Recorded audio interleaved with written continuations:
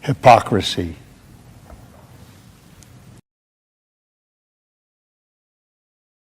Hey, what's up, guys? Welcome to Sunday Splaining the Interwebs.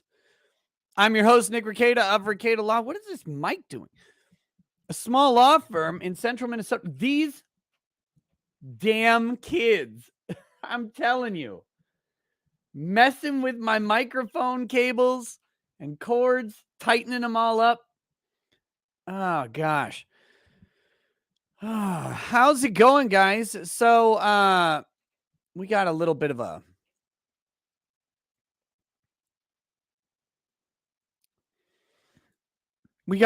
a late, chilled out chat stream tonight because everybody in my house is going to bed, and I'm awake because I don't sleep, until much later, mostly because of you people. Yeah, I said it, you people, and so I don't normally sleep yet.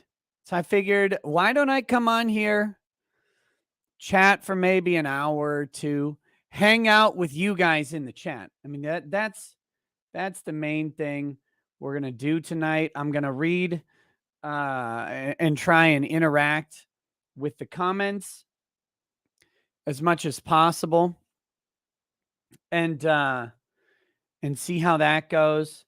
And then I've got a couple other small topics to cover as well. But this is mainly just for chilling and relaxing, chilling out, maxing, relaxing, all cool and all, shooting some b-ball outside of the school. Put some ice on that nose and sniff whiskey. Prove it by saying oogly boogly boo. Oogly boogly boo. You want me to say that? Oh my gosh. So anyway, I do have a couple little news stories to talk about, but again, I'm kind of interested in what you guys have to say. I don't know how this is going to go. This is not a why am I wearing Grimace? I'm wearing a Walk to End Alzheimer's 2012 shirt. That's right. This shirt is 9 years old. 9 years old. So, it's almost old enough that Biden wouldn't sniff it. Almost there. But yeah. Stop telling me that it closed unexpectedly. I don't care. Why the live stream so late on Sunday? Well, I don't normally live stream on Sunday at all. I don't normally do it, but I had to go a week. I had to go a week without streaming on the main channel. So part of it is, it's engagement. It's engagement. Views. YouTube is this weird thing. It's a weird place. And they tell you things like, oh, yeah, you can take a break. Oh, you don't have to upload all the time, every day. You don't have to do that. Don't feel any pressure. And then when you don't upload for like a week, because maybe you were banned, hypothetically banned, when you don't upload, you get these little messages. It says, your views this month are lower due to less uploads. And you're like, fuck you. Fuck you, YouTube, you pieces of shit. That's not my fault. That's your fault. So anyway, they tell you all this stuff, and they try and because they want to have positive. They want to have positivity, a positive work environment. Remember, YouTube's not an employer. They have no obligation to do this, but they worry about wellness, they claim, of their creators and stuff like that. And of course, they do things over and over and over again to try to undermine their professed desire for wellness. But they do this. They have no obligation to wellness for a YouTube content creator, right? Right? Like we have a partner agreement with them that has nothing to do with our mental health. But they say these things, and they're trying to put on a public face of compassion and caring, like, oh yeah, YouTube really wants its creators to be mentally healthy, and so they'll tell you that you can, oh, you just take some time off. It's no big deal. Everything's going to be fine. Every time you do, you get fucked. You just do. That's how it goes. Every time you take time off, it's like, well, your channel metrics aren't as good, so less you must be slowing down. It's like, Jesus, the algorithm is a cruel, cruel mistress. So anyway, it's part of the reason I'm doing a stream tonight is because channel conversations or channel engagement in general. Plus, I know there's a bunch of night owls out there, or weird like New Zealanders or Australians or whatever who are still awake because it's like the middle of the day over on the other side of the disc, and so let's do it. Let's hang out. That's my thought. What about you? What about you? What are you thinking? ASO says thoughts on China's space launch nukes that can hit anywhere on Earth within minutes. I mean, we have the same type of thing. We do it a little differently. We have a distributed submarine network of nukes that go up into they're submarine launched ballistic missile pods basically, and they launch up in a big pod, and then that thing goes up into like the stratosphere, and then it just targets and launches multiple warheads. We have similar things. We just do it a little differently because we have a distributed nuclear submarine network that no one knows where they are. So, like, this is, what are we supposed to do about it? What are we supposed to do about this tech? Like, what would you? I see a lot of people freaking out. I do, and I get it. Right? China is not not the most trustworthy country. But what are we supposed to do? Go to war with them over it? I mean, stop them from making it somehow? What's the proposed alternative? I get the apprehension, but we have it. It's a matter of time before someone else has something like it. Like it's just the progression. I don't know. I don't know what the alternative is. I see a lot of people talking about it, but I don't see viable answers.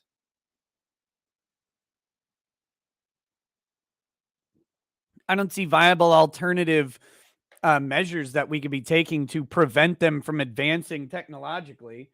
I mean, sure, we could go to war, we could bomb them, we could try and impose massive economic sanctions.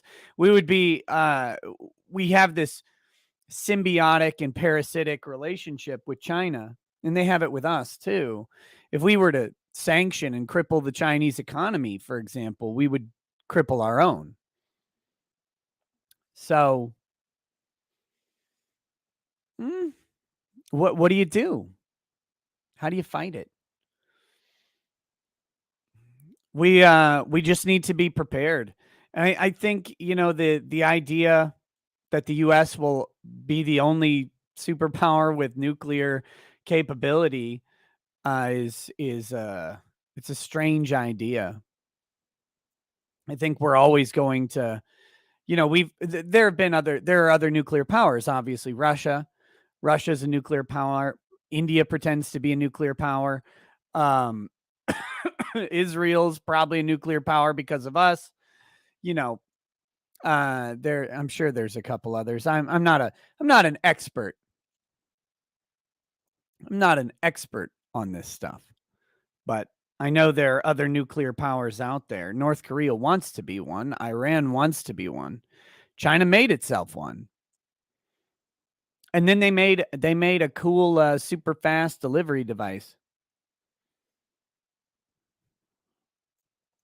And yeah, now we better react, I suppose. But again, what do you want to do? You want to stop them from making it? And if the answer is yes, which it should be, I guess, how? How do we stop other people from advancing their weapons technology when we don't? I mean, we actually haven't done a lot of nuclear weapons advancement lately, at least not publicly. But I mean, I think anybody who thinks that we can't deliver a nuke very quickly to pretty much anywhere in the world is fooling themselves. But huh, it's scary times. It's scary times. But we'll see how it pans out. I've been watching it. The tech is kind of cool. I guess props for them.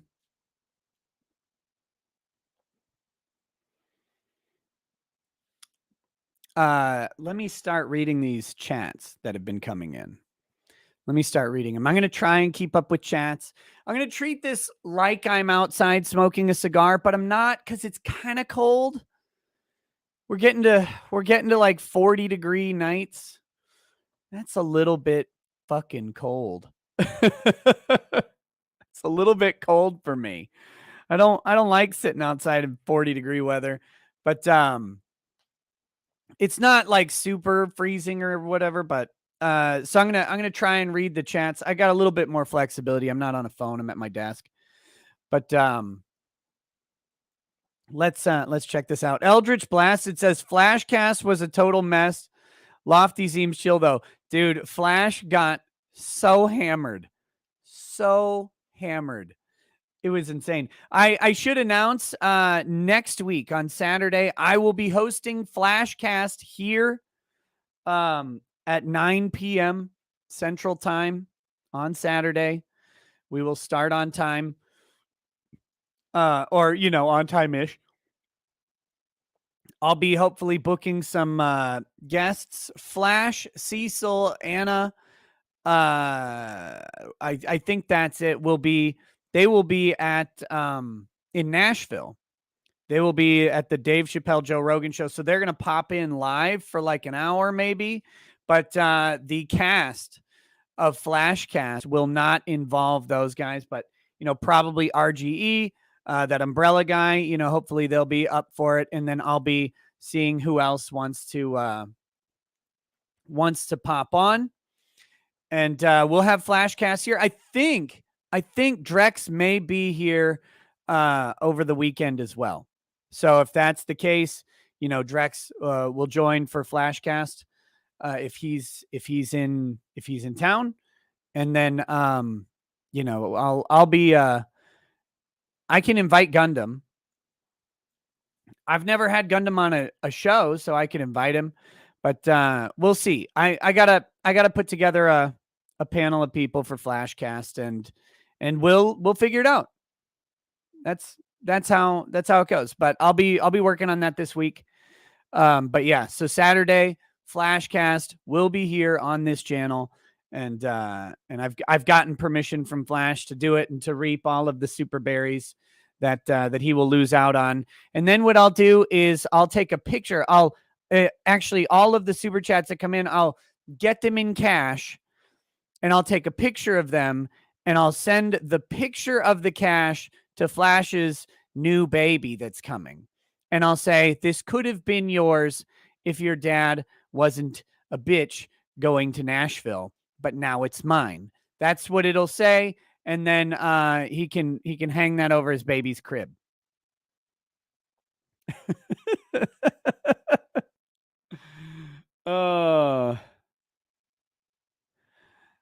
Yeah, FM, more than 17 countries. Yeah, I don't know. I said I'm not an expert. I know a bunch of them do. It's fine. There wasn't the point to name them all. Internet commentary requires a level in some way. Like some people want a level of precision. It's like you're missing the whole gist of what I'm saying because you're worried about the precision of some comment that's not relevant. I've got a good example of this. So the other day I was talking about Coomer and Giuliani, right? Coomer's lawsuit against Rudy Giuliani for defamation, and I wasn't talking about the outcome of their suit so much. I was merely talking about how in depositions with Giuliani, it appears in Giuliani's deposition that he admits a little bit of maybe not having the best sources for some of their claims about the 2020 election. Some of the claims weren't backed up very well, but they ran with them anyway, and that's kind of part of the lawsuit. But it's the other side of the story that I wasn't talking about because it wasn't related to what I was talking about is that Coomer, his deposition has some problems in it that will make the lawsuit complicated for Coomer, despite the fact that Rudy may have made some claims about the election that he couldn't back up very well. Okay.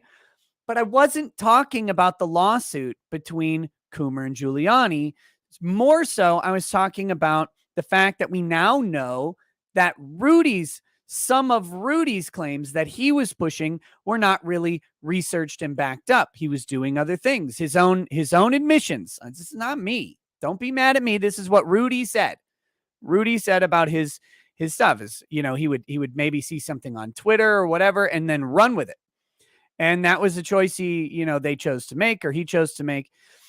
The point wasn't about the lawsuit, but someone's like, oh, he talks about Rudy Giuliani, but he doesn't talk about Coomer blowing up his own case. Just how many guns does Susan have pointed at you? It's like, I wasn't actually talking about the case there. I'm making a point about the mess. And the interesting mess with the 2020 election are the wilder claims that were backed by people like Giuliani, Sidney Powell, Lynn Wood, that are now coming out with lots of problems with lawsuits, their depositions over them. Those claims are all the claims everyone points to. Look at what the election questions are. It's just this dreck.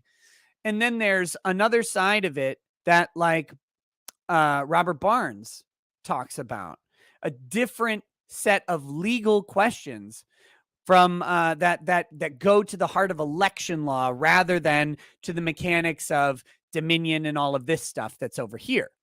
This stuff didn't pan out.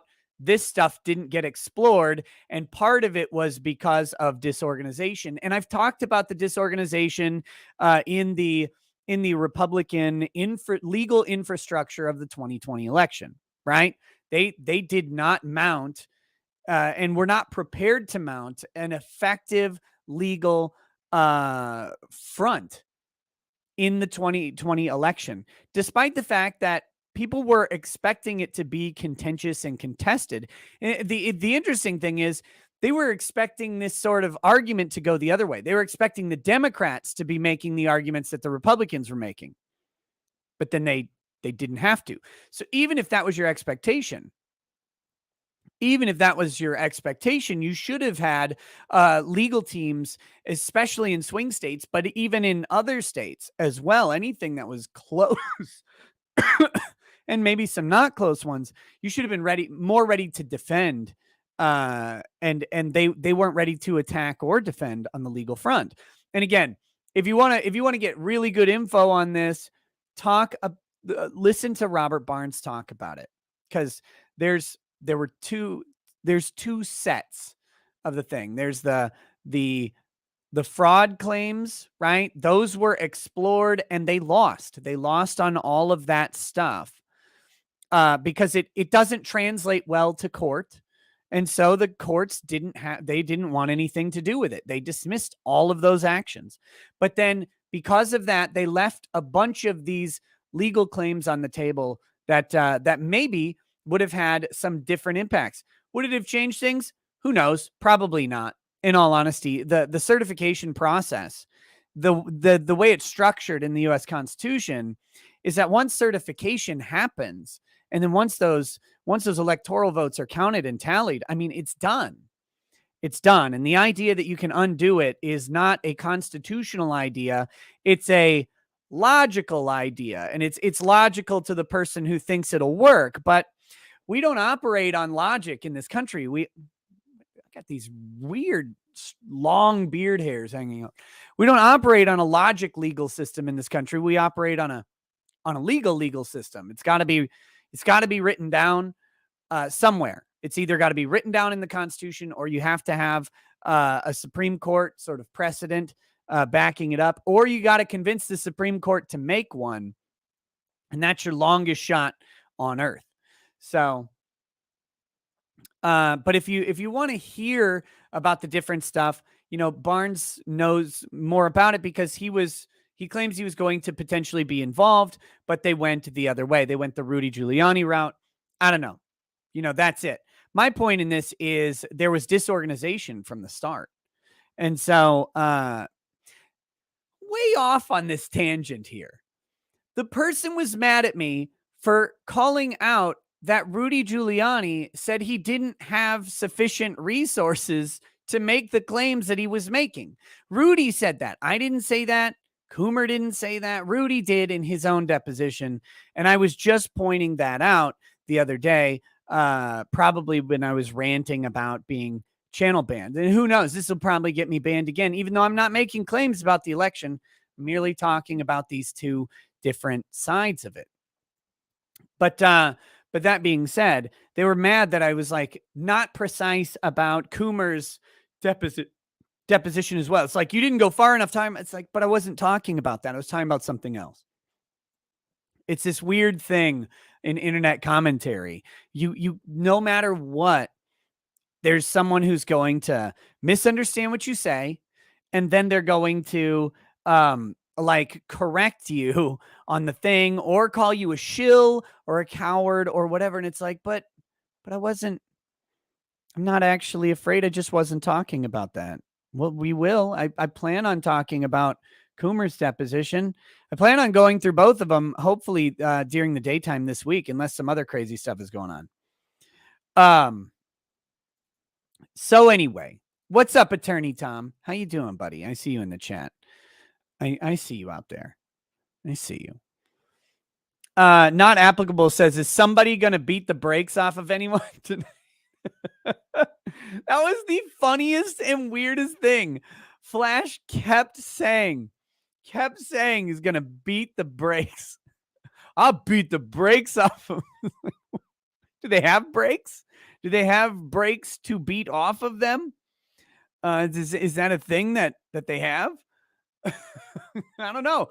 If you got brakes, let me just help. I got to help Yellow Flash. I'm a proselyte for Yellow Flash tonight. If you have brakes and you need them beaten off of you, and you want to step up to Yellow Flash, he's going to be in Nashville this coming weekend on Saturday. And he says, if you meet up at some mutual place and he will beat the brakes off of you. It's so funny. No, Daniel, I've heard the expression, but last night I heard that expression more times than I've heard it in my entire 39 years leading up to it. That's the difference. It's not that I haven't heard beat the brakes off of someone. I've beaten the brakes off that expression myself. But last night I heard Flash say beat the brakes off of about 6,000 times.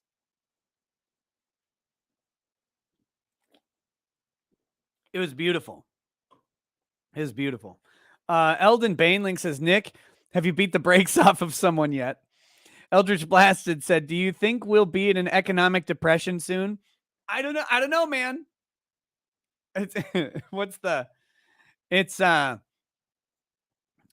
Well, no, when you lose your job, it's a recession. When I lose my job, it's a depression. I don't know if we have these, like, we're breaking all of the rules. We're breaking all of the economic rules. We're printing money. We're running up massive debt. And well, I mean, at some point, inflation's got to come. Like the piper has to be paid, you'd think. At some point, some of this stuff has to change, but it's not. We're kicking the can down the road. So eventually, you'd think we have to hit a depression again, but but who knows? Who knows what to do about that? I mean, it's like how long can they? How long can our economists lie to our economy? Like that's a good question.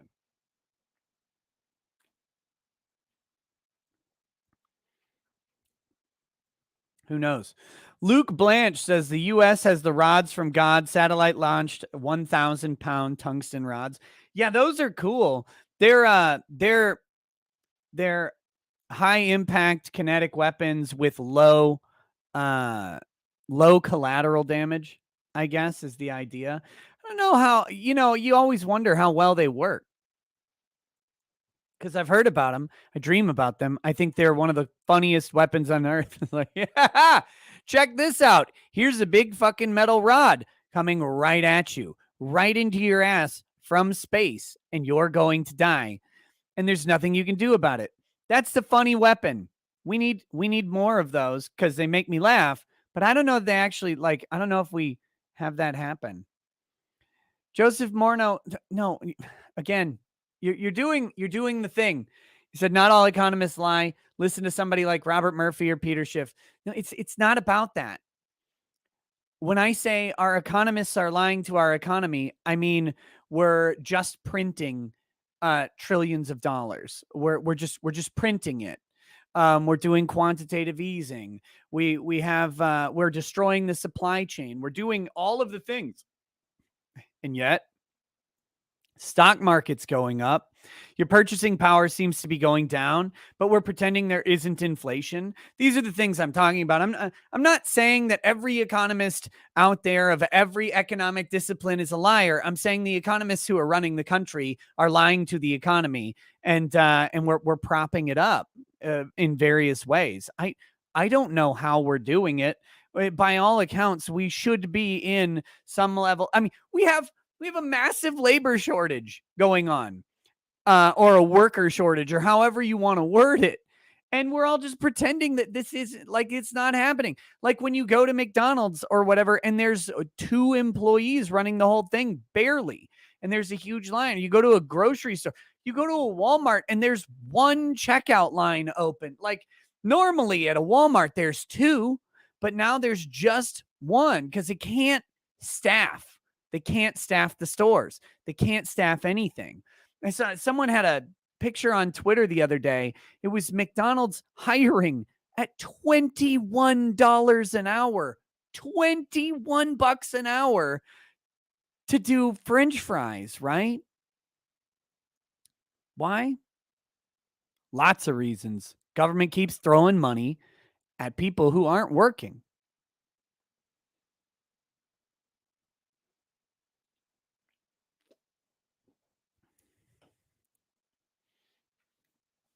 But yeah, it's crazy town. Even in my little town, right? Or the little town, the town near where I live, 20,000 people. You can work at McDonald's for $15 an hour right now to start. That's a it's a big shift from 2 years ago.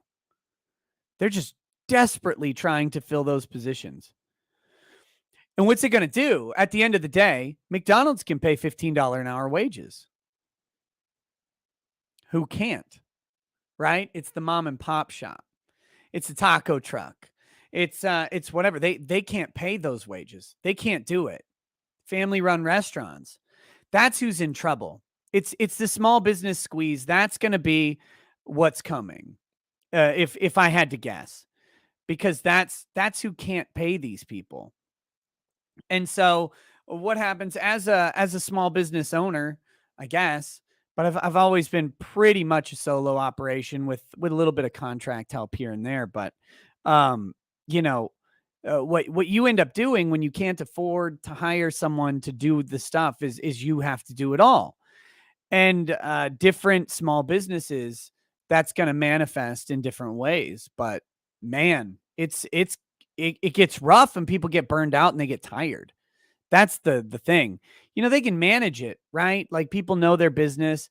They can staff it. They're like, well, I'll just have to pull 18-hour days, I guess. I'll just have to do that because I can't afford to pay someone right now. Hope things calm down or hope business picks up or whatever. I'll just run these 18-hour days. You rope in a family member, they do it too. And then after a while, you can't keep up. Can't keep up. So that's where the real squeeze is going to come, like the labor shortage or whatever. Which I think it's just people don't want to work. I think that's the main thing. People don't want to work because why? When you have an effective universal basic income coming from the government, this is why UBI is a problem, y'all. This is why UBI is a problem.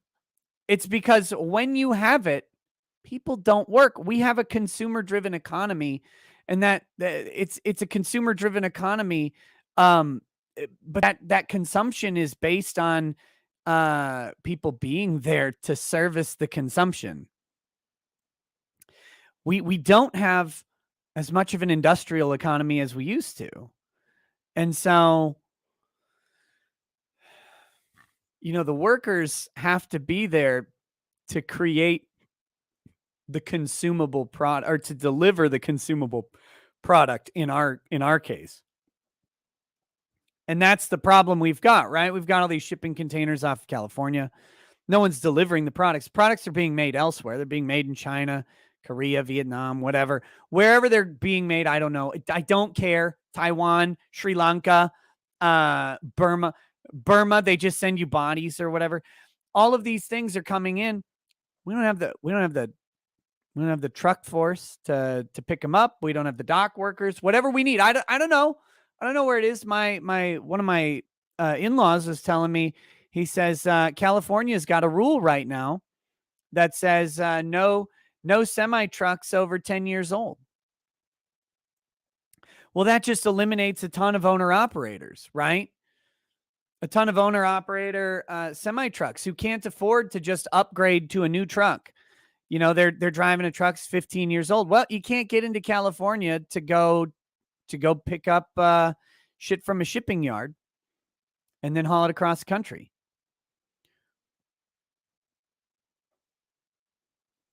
So we have a fleet of trucks that can't go in because of stupid policies. Salty Buckeye says, then operate out of state. Yeah, no, that's fine. They are, but the problem is all the shipping containers with all the products that we need on our shelves. They go from Asia east to California.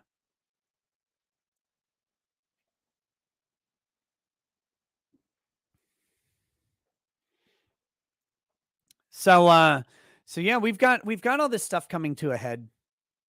And I don't know. I don't know if we're going to be stuck in a depression. I don't know. We got a lot of this weird shit happening, and it doesn't make sense. But it's and the worst part is the things that they're doing to cause this economy that we've got. They're going to use the economy to justify increasing those things, right? Well, no one's working and people got to make payments. We're going to have a higher social security net, more universal basic income. We got to push that out. Well, we got to have universal health care. We got to have universal education. Part of the reason people aren't getting jobs because they're just not going to college, right? We've seen those articles coming out. Young men just aren't going to college because apparently that's the only way you can have a productive life is if you go to college as a young man. If you're a young man who doesn't go to college, well, you might as well eat an entire can of Dr. Pepper filled with bleach, because what are you going to do with your life? I mean, you couldn't possibly be like an electrician or a carpenter or a plumber or not a dentist, I guess. Some dentists maybe in the hood dentist. Yeah, I'll get them teeth. There's a whole bunch of professions that don't require a liberal arts college degree, but they act like well, men are screwed. They're hoes. They're gonna die. It's like, okay, I guess. Bunch of my friends never went to college, and all the time I spent in college, they spent making money. That was good for them.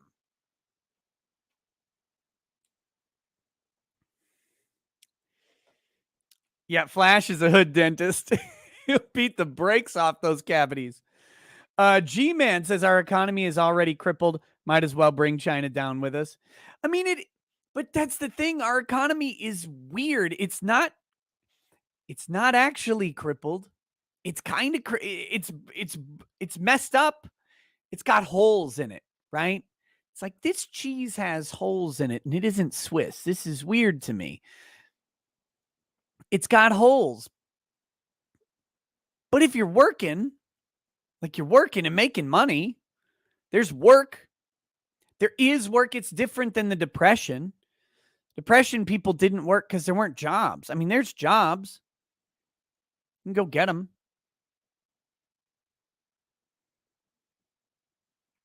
I don't know, man. It's a weird thing. The economy, it's not crippled. Again, the stocks are through the fucking roof. Bitcoin's at what, 62,000? It's a weird thing. But if you lose your job right now, a bunch of people are, the economy's a real mess if that happens. So it's a strange deal. Like it's lumbering along. It's like when you shoot a deer and it keeps running away for a while because it just won't die quick enough. I feel like that's what our economy's doing. I don't know. I'm not an expert on this. This is not my area. It's just what I feel. I feel it in my balls. that that there's something that it's lumbering along, but it's bleeding out.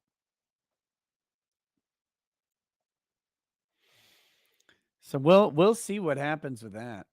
Super Iron Bob says it's not about nuclear powers. It's about a radical new change in first strike equations. It's a change the world moment. I mean, it is, but what do you think's going to actually change?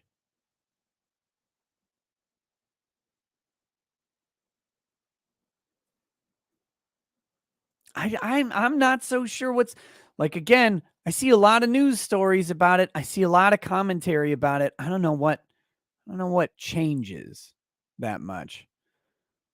It's not like China doesn't have us by the short and curlies already. Cause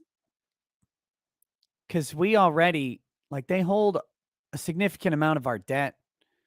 They have access to a significant amount of our resources, but we're symbiotic. Like if China were to mess with the US sufficiently, it's mutually assured economic destruction. It would be messy nuclear sorts of destruction as well. And in fact, I think the concentrations of power in China population centers might be more vulnerable than ours. But I'm not a military guy either. Who knows? Who knows? Who knows what happens? I don't want to see that. I don't want to see that at all. Nate Walking says Biden's empty shelves hitting America.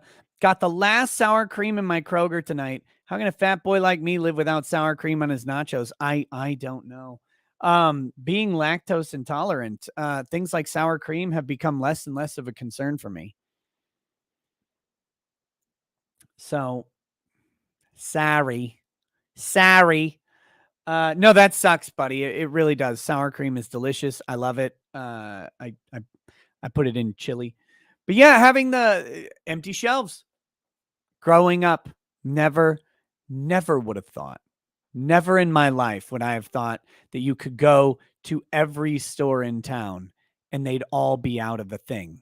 That wasn't like the hot toy for Christmas, right? It's not a Furby or something stupid. It's milk or meat. uh that's wild. It's wild. It's wild. It's the Biden economy. That's how it's working. It's this weird thing. Did you guys see the gosh, you almost hope it's a fake photo, but the picture of the store shelf with the sheet with like the products printed on it, so it looked like there was stuff on the shelves. That was crazy. That was wild. In a rut says, "Are you going to yet let Yellow Flash get up in your shit and keep coming and coming?" Also, first chat, have a booze rackets. No, no. Again, Flash was saying very weird things yesterday. Very strange. I do not support. I do not support the some of the commentary of Yellow Flash last night. I also don't support the abuse that I suffered at his hands. Like when I said, when everybody's making fun of Flash reading chats and they're all like, haha, you're illiterate, you can't read. And I'm like, hey, I like the way you read chats. He's like, you motherfucker. And he starts getting after me. I'm like, wait, I'm on your side. Very rude. Very rude. But in honor of your first chat, I am pouring some whiskey. Drink a little bit of whiskey. Duck Dick says favorite Space Marine chapter. I think overall, I always go back to Soul Drinkers. They're not a primary chapter. They're a fucking fun chapter. They're cool. I like their story. But if we're gonna go with like primary mainstream chapters, Salamanders. I like Salamanders a lot. I really like the Vulcan Heston character. That would be like a great RPG Dark Souls style Space Marine game. You are the Vulcan Heston. Your job is to go out and find and track down the relics that Vulcan left behind. That would be cool. And you're alone. You don't bring a chapter with you, and you have to consort with aliens, and you have to purge all on your own. That'd be a fucking fun game. There's a hideous creature behind me. That's a cat. That's a cat. Don't be mean to the cat. Or do you mean this face right here? That's actually it's a mug that I have. It's a mug of me. I found it in an antique store. It was made in like hand painted Russian mug from like 1940 something or whatever, but it looks a lot like me. Okay, William Smith says, my dad surely helped to fund your t-shirt. He served on the board of the Alzheimer's organization because my mom had the disease. Now both of them have passed away. Super chatting about dead family seems to be a tradition on this channel. It is. It is, William Smith. I don't necessarily know why, but I will say this. Because there's some people who get a little salty about people chatting about death, dead relatives, recent or past, and I'll say this about it. We live in a disconnected world, right? We're all connected by these electronic means or whatever, and we get to have these. Sometimes they're like parasocial relationships happen with streamers and stuff like that. But I think our interpersonal relationships with our families even become parasocial. Like I have a sibling. I never get to see them. Once a year maybe, and so like the communication is always kind of stilted when we're not together. When we're in person, it's like no time has passed. It's great. We have great time, good conversations, catch up, and everything's fine. But over the internet, it's always like transactional. Hey, how you doing? I'm great. This is what's going on. That type of thing. And it feels very parasocial. So what I will say is, I think we get to a point, we're getting to a point where we want to identify with people in the way that we know, and how we know that is through these electronic communication means in a lot of ways. And and uh and it's nice to get feedback, right? It's nice to get a little bit of that, even if it's from someone who's kind of a stranger on the internet, be it me, be it the chat, whatever. It's nice to share just for a moment with some people who are somewhat like you. And I don't think it's all that strange when you start to break it down like that. Like, because where else are you going to share it? Where else do you find people who share your interests? That's one of the interesting thing about YouTube chats specifically is, here's a bunch of people who share my interests because here we are doing the same thing. That's rare, man. You can't just walk around town and find that. When you go to like an event with people in your town, you have to like go seek and find the person who you can talk to about something that you share a common interest in. And then it turns out that they like wear a skin suit or something, and you're like, "Oh, fuck me." Like it's such a chore. You're like, "Hey, what do you do for a job?" Okay, that's not what I do. What do you do after a job? Oh, you like football. All right. Anything else that you do? No? Okay, I'm going to go. It was great catching up. Hey, what do you do for a job? That's like this big inconvenient thing, but you go to a YouTube chat, right? You're like, "Hey, we're all at least interested in the subject or the streamer or whatever it is." And it's a shortcut to camaraderie and identity in some ways. It's like a convention. It's like anime conventions, really. And I think that's been the big value of anime conventions and comic conventions and Star Trek conventions for all the fucking nerds out there, is that it's a shortcut. You don't have to go and like pussyfoot around a conversation until you're like, "So you like make steel or whatever. Have you heard of Ninja Scroll?" Right? Like, you don't have to do that anymore. You could just pop into a YouTube stream about anime and be like, "All right, anime." It's a way that people get together. So I think that's why people talk about dead relatives, is because you've got a group of people who share at least some similar interest, at least something, and you don't have to worry about all that stuff. And it's a safe place to just vent a thought. So anyway, cheers and blessings to your parents who have passed. Again, may you always remember the good times about them. Someone chatted about this, commented about this on one of my videos, because I said whatever job your parents did was the best they could do. And it was someone who had just lost a mother or a father. I can't remember right now, but they just lost a parent. And the person said, what if, so it was the best they could do if they went to go get cigarettes and never came back? And the answer is yeah. Yeah, it is. And, there's plenty of time. You have lots of time in your life to be angry about the shitty things that your parents did or their failures. You have your entire life to do that.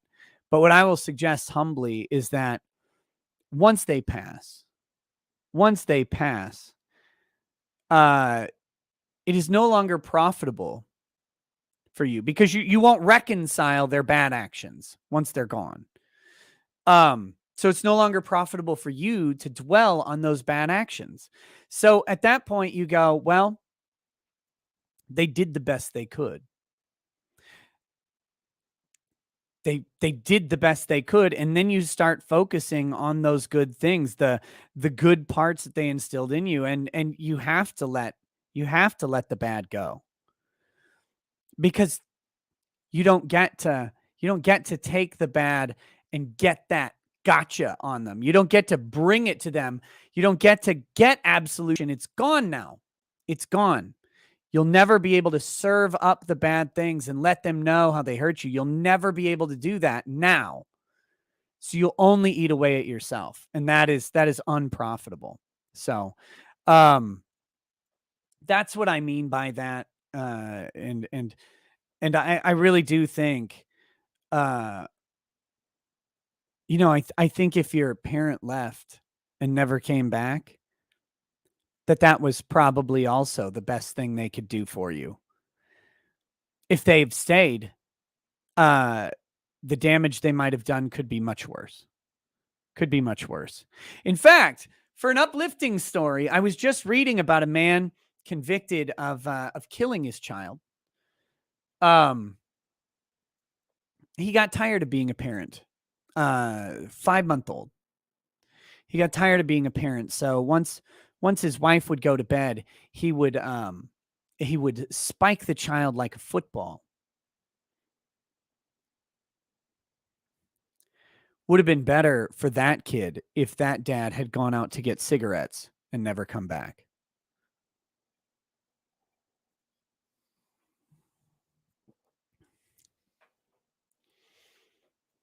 So that's what I'm saying. That's what I'm saying. Torch C, spike, not spank, spike. So yeah. Anyway, your parent didn't kill you. That's like in all honesty. So when I was, this is a funny story, but it works both ways. When I was when Lady Raggets and I were foster parents, we just had one kid at the time. We were foster parents, but then, the reason we stopped doing it, we actually had a foster placement, 2 boys, and it was, not easy. It's not easy to be a foster parent. It's a very, very tough thing, in my opinion. But we had 2 boys, and then Lady Raggets was pregnant with our second child, and she developed bleeding and was put on bed rest. And so she could no longer help out with the kids. I was working outside of the home. It just wasn't going to work out anymore. So we had to have the placement changed. And they went to a different family, and I think they ended up going back to their mom before too long, which I guess is good. I don't know. I don't know what happened to them after that. But once we had that second pregnancy, every pregnancy we had was fraught with some sort of issue. We were always a high risk pregnancy every time. So we never got back into it, but they make you do a bunch of training, bunch of parenting classes, and a bunch of different trainings, from psychologists to parents or whatever. And you go through this stuff. And one of the ladies, she actually had this turned out to be good advice, even though it sounded really stupid at the time we heard it. But it was, some days, your kid, especially a foster child, is just going to be shit. They're just going to be terrible the entire day. But you should, the advice was, you should always find something to compliment them on and to positively build them up, for them and for you. And she said, some days it's like, good job breathing, right? Like, you're alive. Everything else you're doing is trash, but at least you're living. So there you go. But I think that goes both ways. I think that goes both ways too. I really do think, for some parents, it's, you can, like, I'm still breathing. Everything you did was shit. You were awful to me. You beat me. You set me up for failure. But I still lived. Like, at least you didn't kill me. I think there's merit to that as well. So yeah, I don't know. I could be wrong on all this. I'm not trying to tell you the way. I'm just trying to tell you what I think.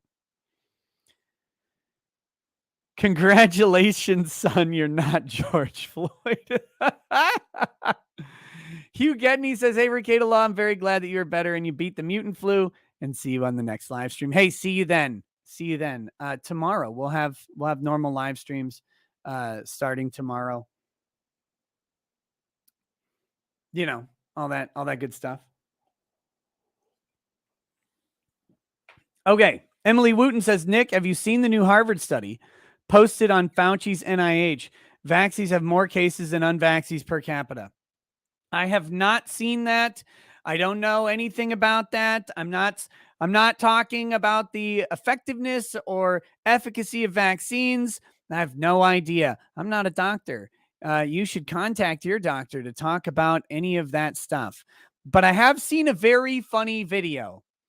And it's got this sound, doom, doom, doom, doom, doom, doom, doom, doom, doom, doom, doom, doom, doom, and it shows Fauci talking about their certainty, and it shows the effective rates of certain medications being 100%, and then suddenly 96, 94, all the way down to like 50% effectiveness. That's a funny video. That's a really, really funny video, and everybody should watch it. It's beautiful. It's beautiful. I saw it a couple different places. One place I've seen it was Jack Murphy's timeline. And then I saw it on someone else's timeline on Twitter. So it was good. Nick sounds more nasally than usual today. No, maybe. I don't know. Not trying to. Here, I'll start talking like this. I'll put on the radio voice. See Goody 564 says, I've been told my nose gives yours a run for its money. We're going to have a nose off, and it's going to be glorious. Supplemental oxygen will be necessary. You can't outnose me, boy. Don't even try. Don't even try. Talk like George Takei. I'm gay. There. I did it. I talked like George Takei just for you. FM, I will also read Streamlabs. Yes.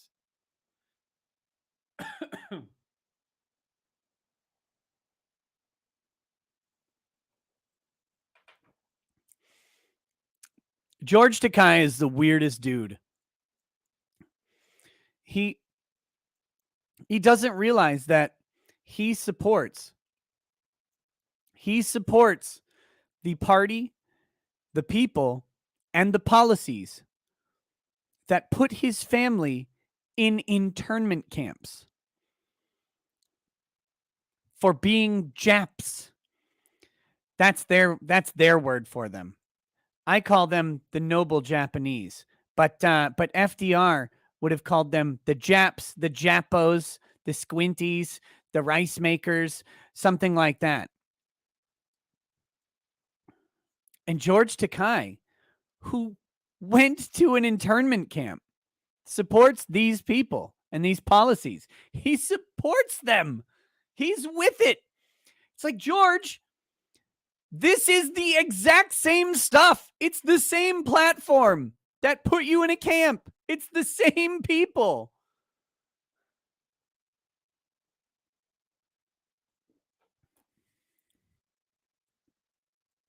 I can't believe it. But of course, I should believe it, right? Because blacks, by and large, support Democrats. Jim Crow was a Democrat law. I don't know. And it's not different now. It's not different now.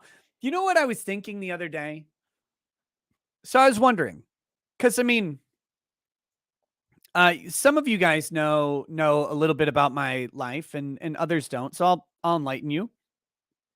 I grew up in Houston, Texas, for the first 10 years of my life. So I spent and I did not grow up in River Oaks. I did not grow up in the woodlands. I grew up in Houston, Texas, West Little York and Gulf Bank, a little subdivision called Inwood Forest Village, which is right next to a place called Acres Homes. It's literally my elementary school was between my neighborhood and Acres Homes. I walked to my elementary school. It's a couple blocks away. So I grew up in not a wealthy part of Houston. Everybody assumes that I've been this wealthy person my entire life. Absolutely not. But we lived in a little neighborhood. It was not bad, except the developer ran out of money when the 80s mortgage crisis happened. And so then it just sat stagnant forever. And now it looks way different because, when things kind of stabilized, we moved up to Minnesota in 91. When things stabilized in the market, someone came in and bought up the extra lots in the subdivision and developed it out. And now there's a whole fucking ton of houses and stuff. But when we lived there, it was kind of dingy. And I grew up as a minority. I grew up as the minority in my neighborhood. I was a minority in my elementary school, in all of them, my daycare. White kids were very much the minority. The school bus, our school bus got pulled over by the cops. One of the first times I ever rode the school bus, it got pulled over by the cops because two fourth graders, who at the time were the giantest black kids I've ever seen. They were in fourth grade. They really weren't that big. But to me, I was a little shrimpy first grader riding this bus, and picked them up from the apartment complex, and they had beef and they had a fight. And so a cop came on and threatened to like beat all of the children with nightsticks. And I'm sitting there like terrified of this policeman, right? And he's hitting his nightstick on those school bus seats. It was like just a thin layer of like vinyl over metal bars. And so he's like boom, boom, walking down the thing. I sat in seat number 7. I remember it. And he's sitting there hitting every single seat as he goes, talking about how he'll haul all of our asses into jail and all that stuff. It was weird. It was a good experience. But this is where I went to elementary school and where I grew up. And so like you didn't have time to be racist. One, you could die. Like legitimately, if you were trying to be racist as a white kid in these schools, you were outnumbered 4-1. So you weren't going to do that. But like one, you're also a kid. So like, my point is this. I always grew up with friends who were minorities, right? Like, my neighborhood friend group was one white guy, 2 black guys, and 2 Arabic kids. That's the friend group that we had running around our little neighborhood causing terror. And then in school, I friends with mostly black kids and some Hispanic kids because that's who was there. And then you move up to Minnesota and everybody's white. It was so strange. But my point is this: it never occurred to me that people were all that different. And so how I grew up, I wasn't really prejudiced against anybody. Still not. I make jokes or whatever, and that's fine. But I make jokes about everybody. But I see these lefties on Twitter, and this is making me think of George Takei is making me think of this. I see these lefties on Twitter, and they're talking about all this stuff, and I had to genuinely wonder, like when I'm watching a show that involves like the 50s or whatever, it's like, okay, I know how I grew up in the 80s. And so I know how I am. Like, I don't care about race. I just never have. If you do that, that's fine. That's your experience. This is mine. I've never, ever cared about it. But if I grew up in like white bread America in 1955 or something, would I have been prejudiced and racist? I don't know.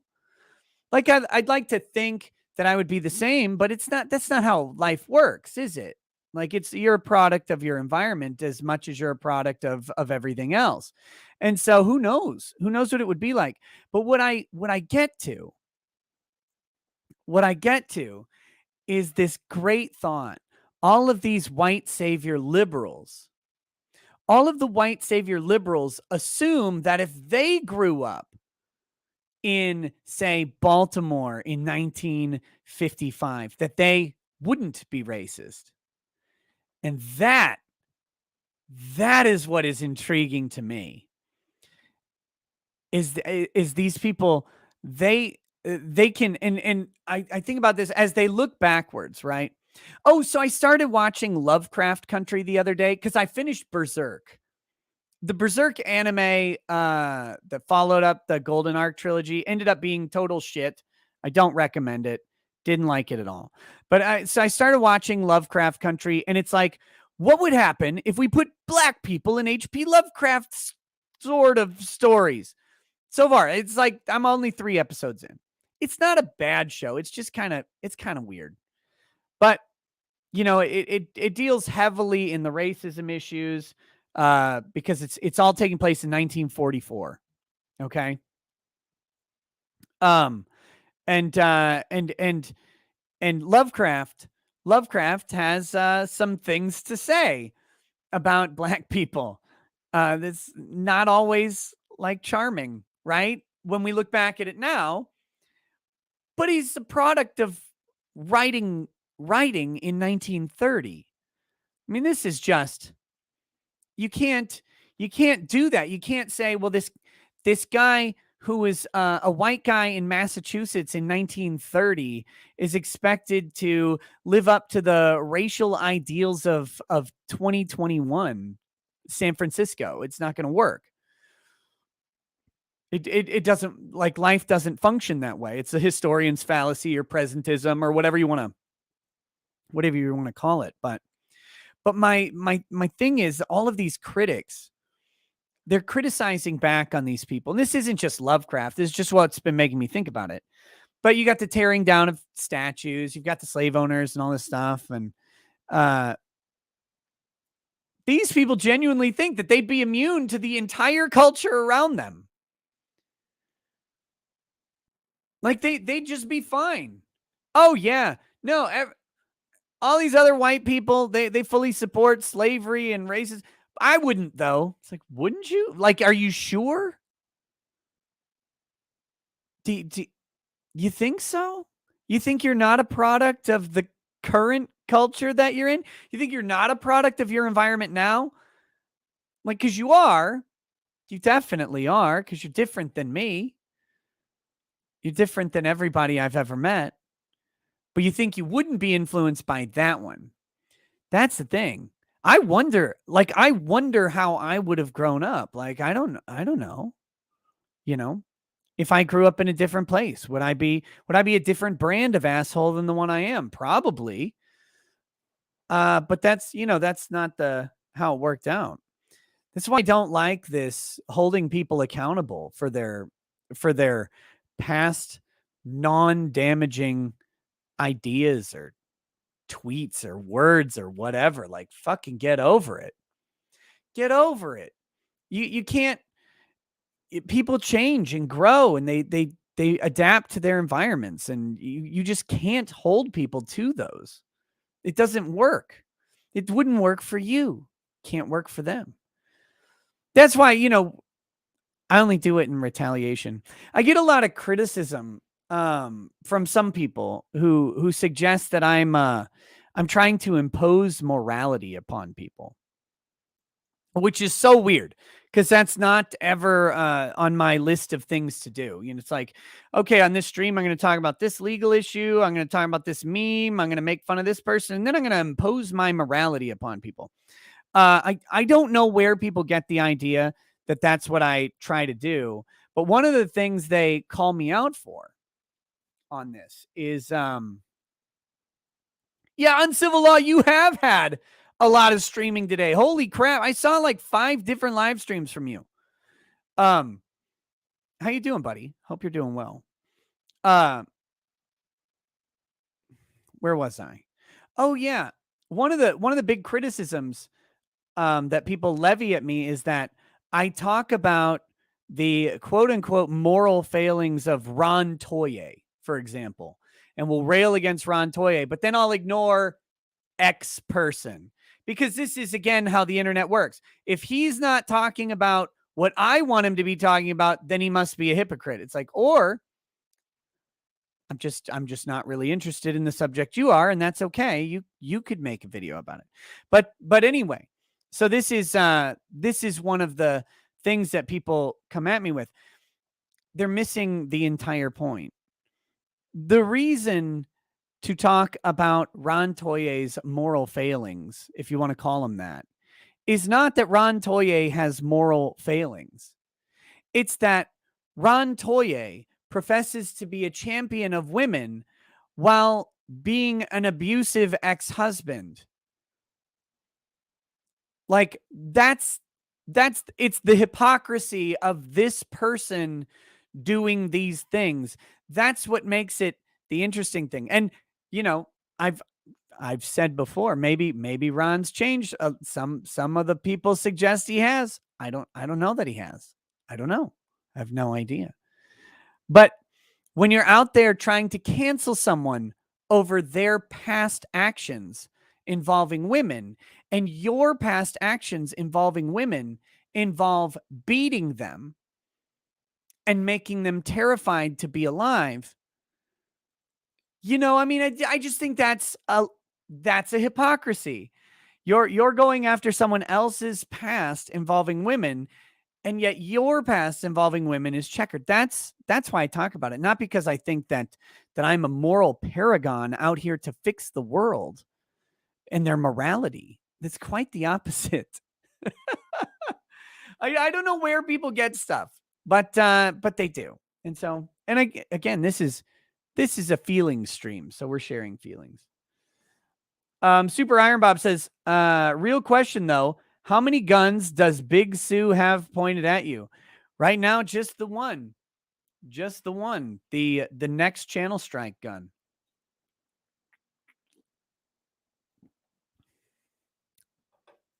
The next channel strike. The same one that's always pointed. It's just right now it's smoking still, and I don't know what's in the next chamber. Kalinka Pavlova says, I dare you to grow a Viking beard. Random, I know. No, the beards get so itchy. I'm not. I keep it about here. Maybe a little bit bushier sometimes, but no, I don't want a big giant beard. It gets so unwieldy and all sorts of stuff.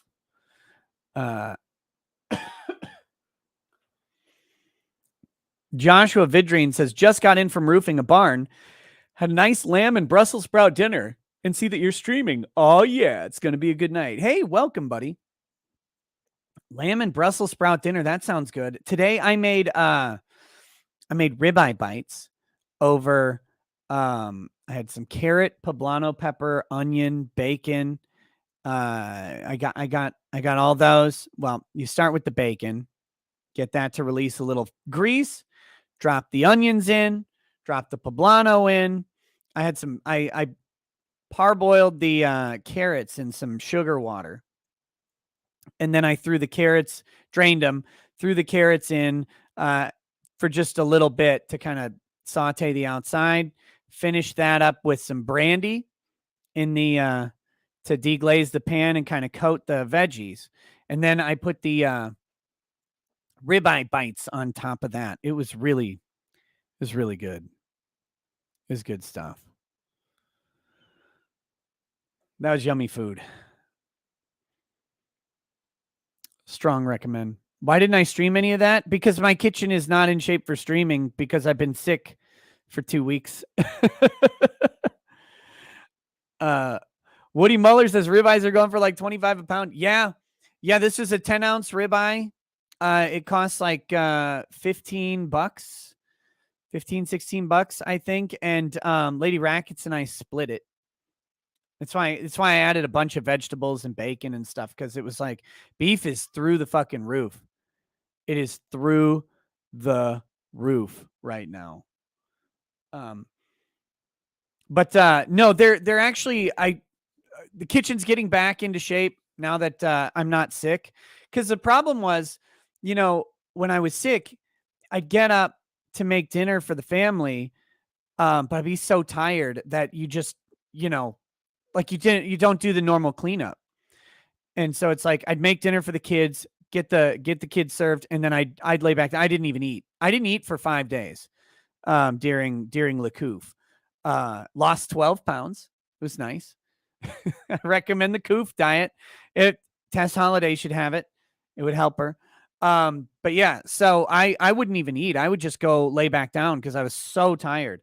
So getting things back.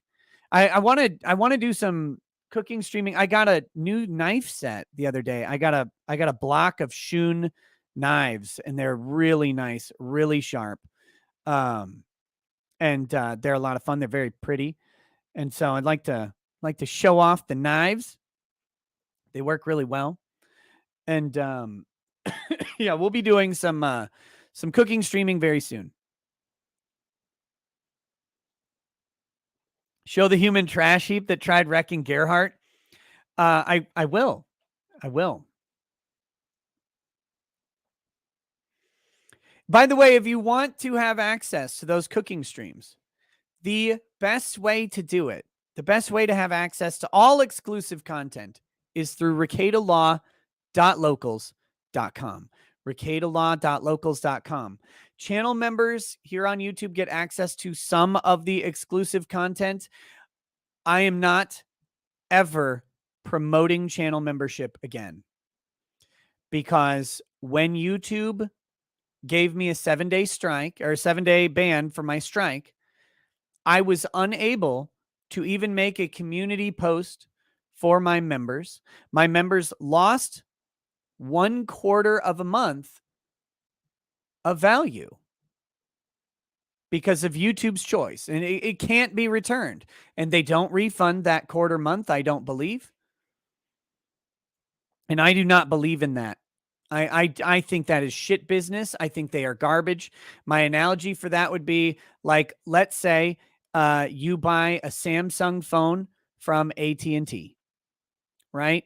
And Samsung does something that pisses AT&T off, and so AT&T shuts down all Samsung phones for 7 days, and they don't refund you your quarter of your cell phone bill or anything like that.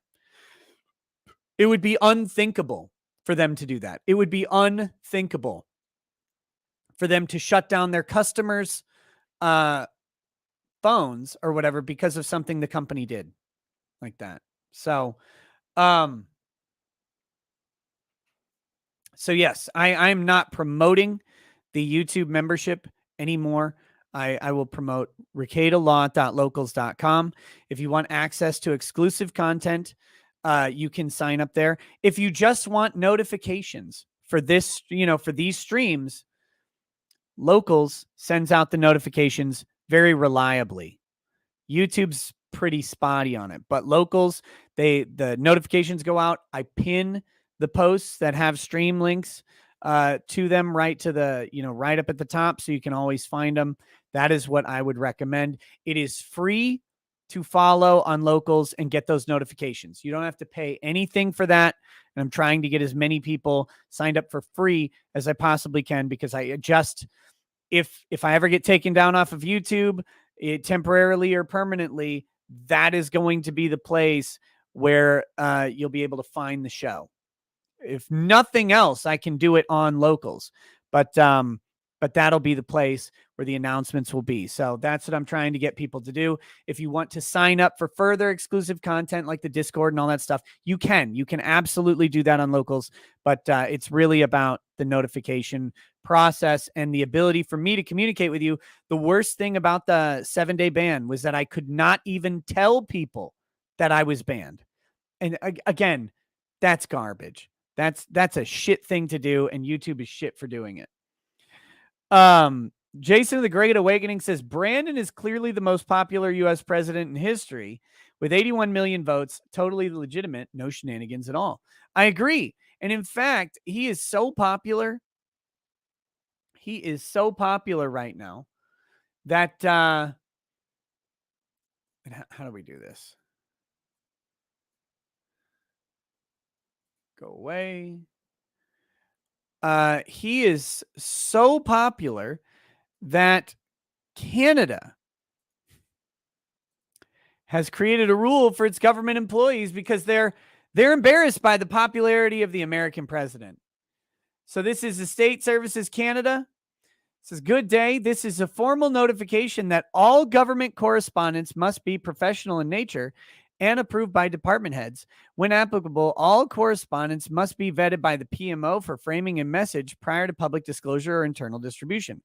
Further, blah, blah, blah, signature block salutations must be approved messaging and provided in bilingual format as designated by the regional guidelines. You have to have it in French and English.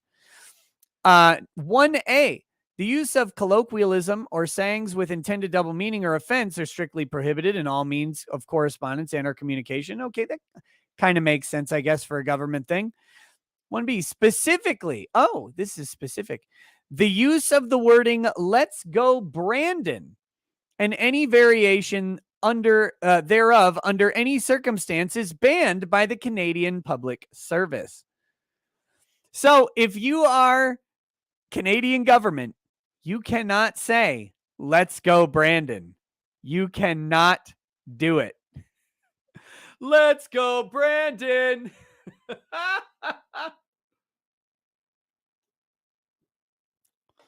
Can't do it.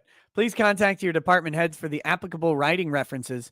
We've been informed that this will be zero tolerance issue within the management structure. This position is fully supported by the leadership of the PSAC.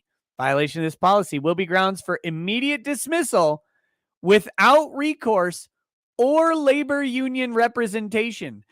Canada is so scared of let's go Brandon that if you put it in your official government email, not only are you fired, you don't get your labor union. In Canada, you don't get your labor union rep. Think about that. When the socialists get rid of the labor unions, you know you done fucked up. That's crazy. That is crazy town. They are terrified of the people. That's what it ultimately comes down to. They're terrified of the people because we're starting to see it. This is posted on Locals. I'll go ahead and share it. I saw it elsewhere as well, but it's I think Wolvenar shared this. I saw this on Twitter. I can't remember what publication had it, but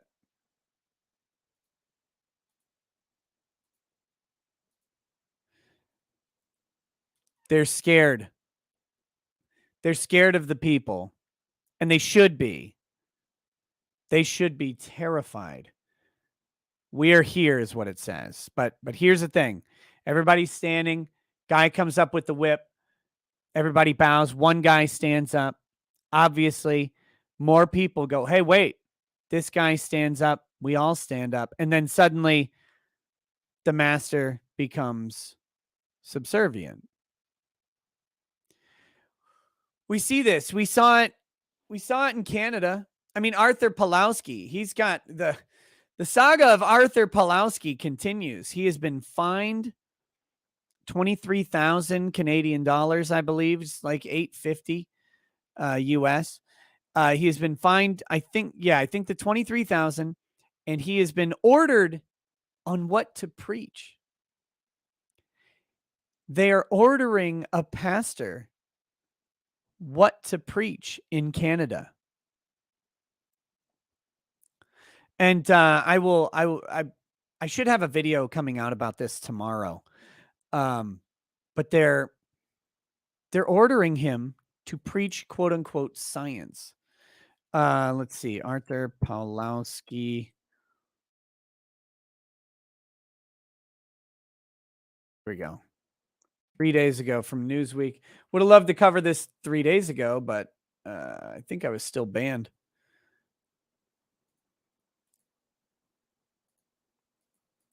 Here we go. Anti-mask pastor ordered to preach science and pay $23,000 fine.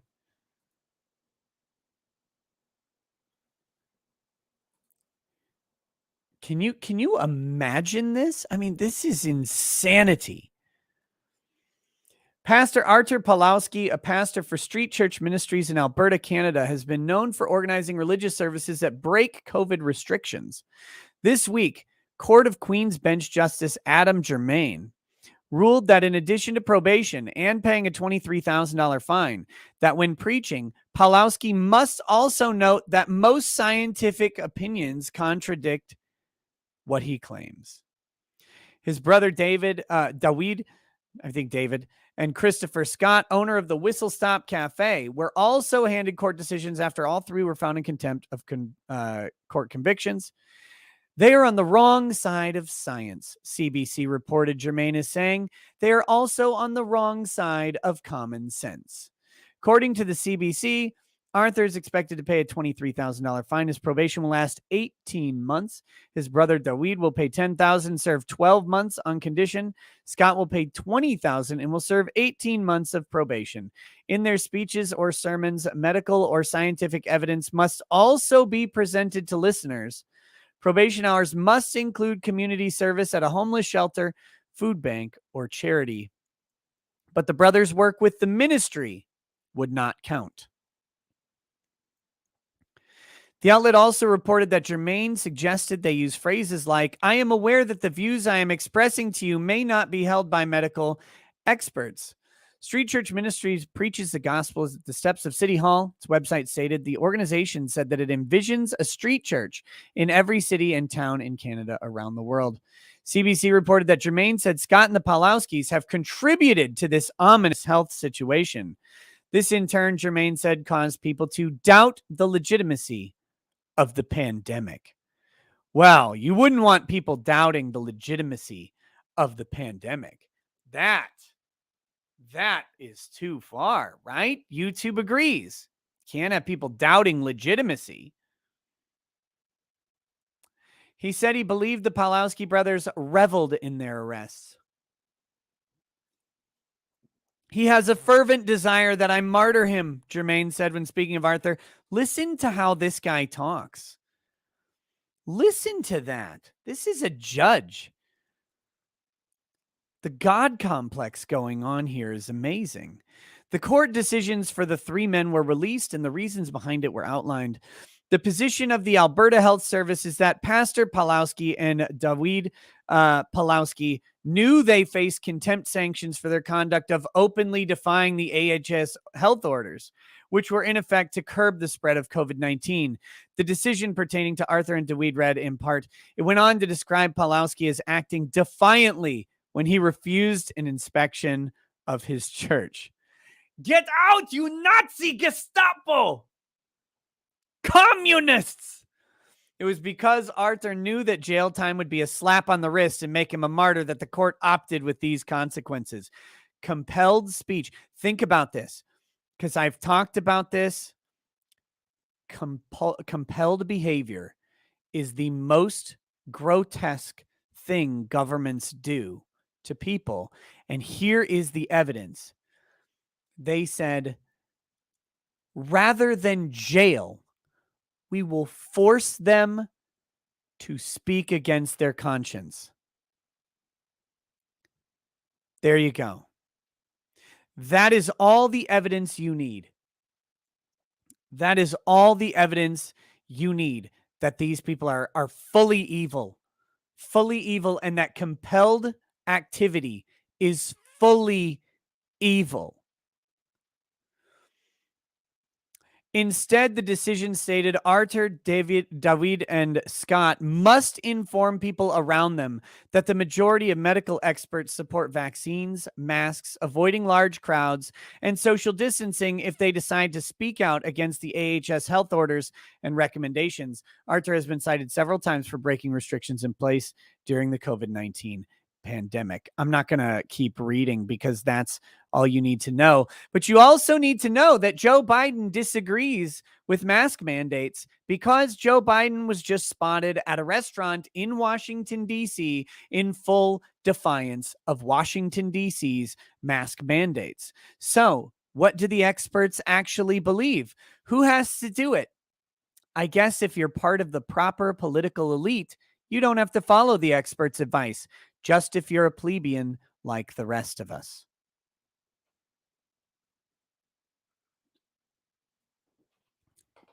But that's where we are right now. That's where we are right now.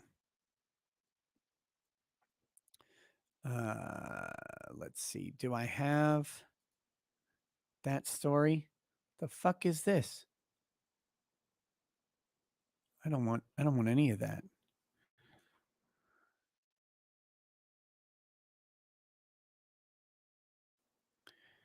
Here we go. Let's take a little peek over here.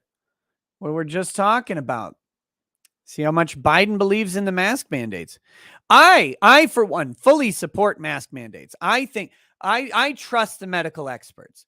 I'm telling YouTube right now, I am advocating that everybody listen to all of the experts because the experts know what they're talking about.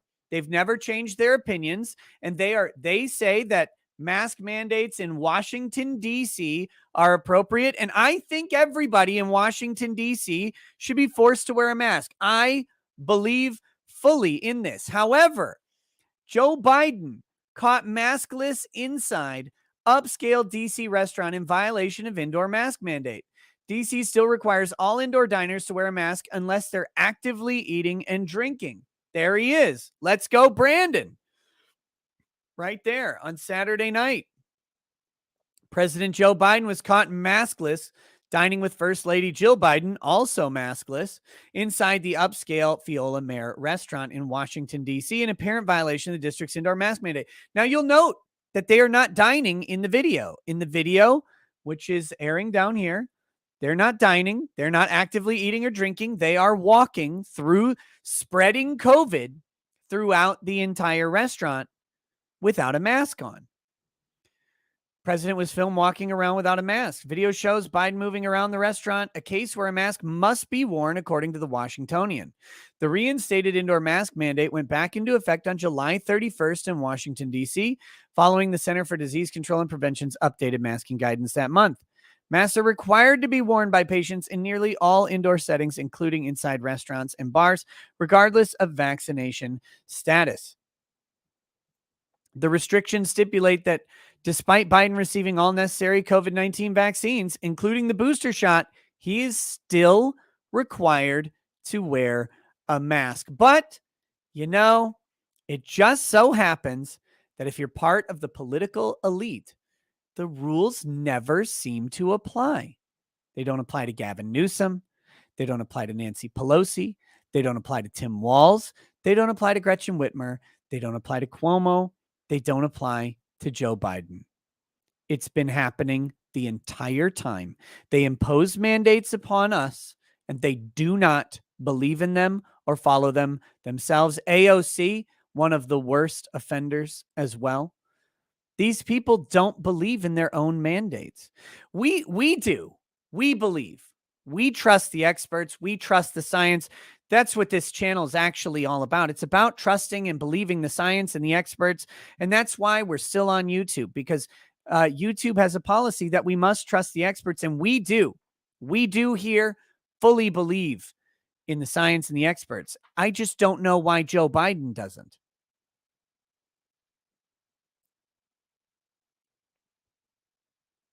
That's my question. Angry Baneling, I did not miss it. I haven't gotten there yet.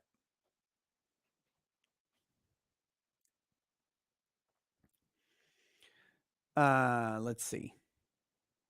Eldon Baneling says, chat, beat the brakes off the like button, please. AJ with a big chat. Thank you, AJ. Says, from the deposition, it is obvious Coomer is part of Antifa.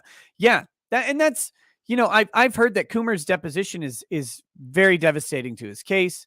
especially, the the parts where he admits to deleting some of his posts that maybe would have been seen bad, like put him in a bad light. Yeah, I yeah, I have no doubt that that guy's a fucking moron. Let's see. We've got. Hold on. Trying to find my spot.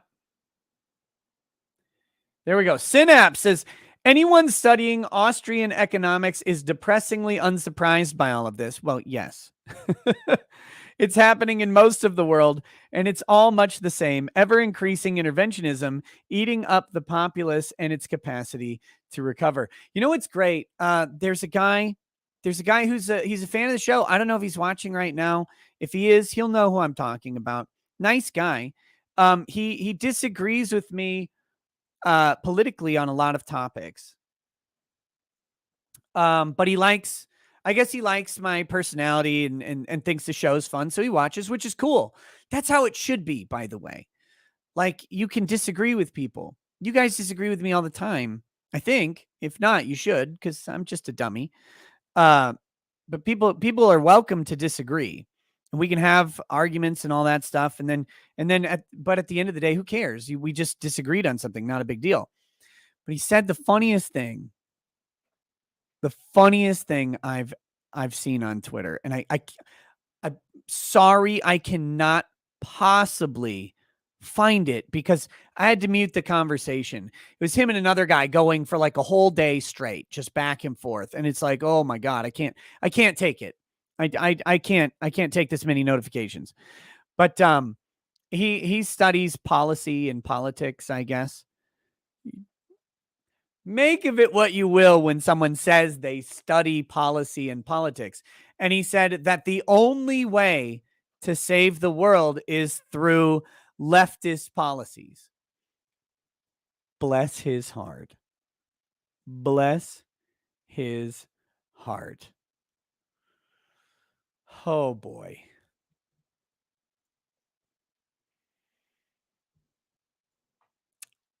And it's amazing. It's amazing.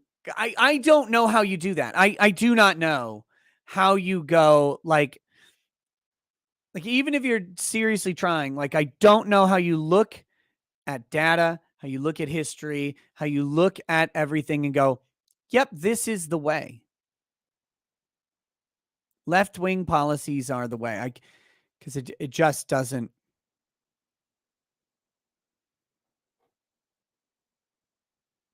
Just doesn't. I just don't. I don't think so. I humbly disagree. That's all I'm saying. That's all I'm saying. Is I humbly disagree.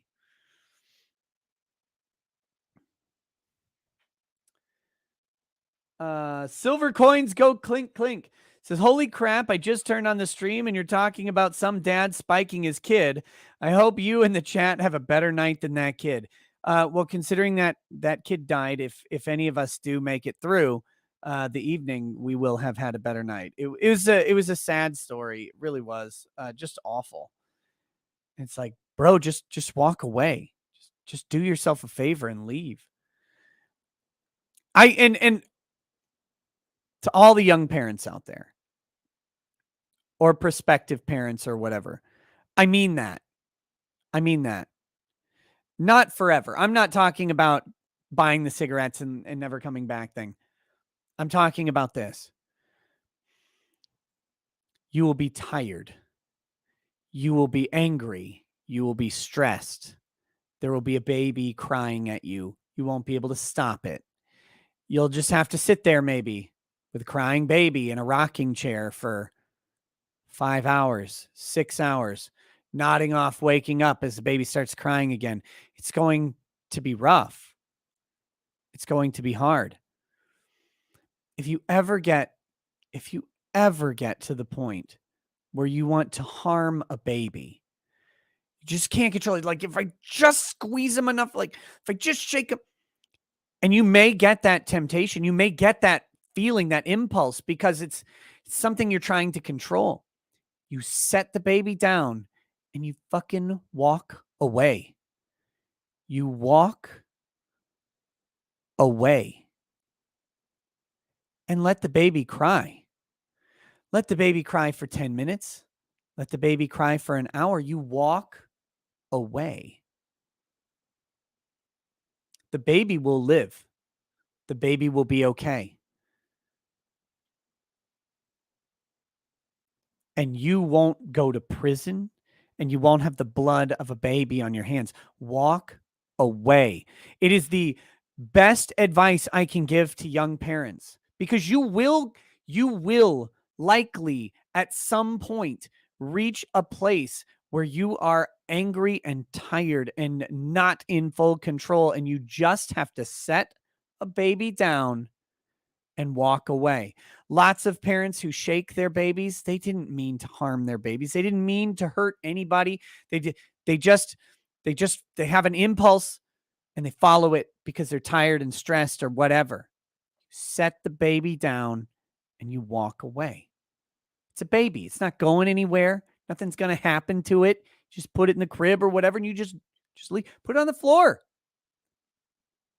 What's it going to do? It's a baby. Can't even roll over. They're stupid. Walk away. Walk away.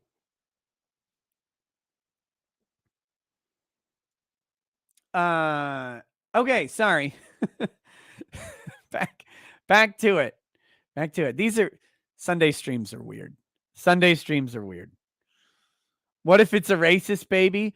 Oh, well then you foster it and you raise it to be a super racist. That's what you got to do.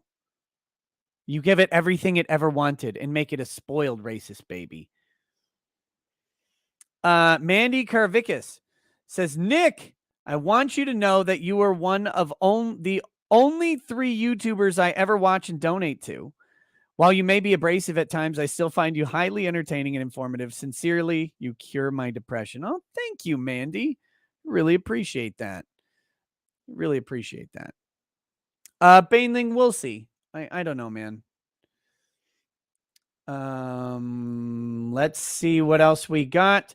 Ace of Spades says, hey, Nick, listening to you while doing a final that's due by midnight. Can I get a shot for my dog? He had to be put down. He's the 3rd dog this year. Been there for them all when they were put down. I'll take a shot afterwards. Oh, brother. Look, you guys probably know I'm not a dog guy. I'm not a big fan. The problem with dogs is you have to take care of them, right? It's not like a baby. You can't just leave it in the crib for 2 weeks. You got to have someone come and take it outside or whatever. I do not, I just don't have the patience to take care of dogs, but I know that dogs are great companions for people who do. And having had dogs, this is where I was getting with the I'm not a dog guy. Even not being a dog guy, when you got to put them down, man, it fucking sucks. Man, it sucks. It's never fun.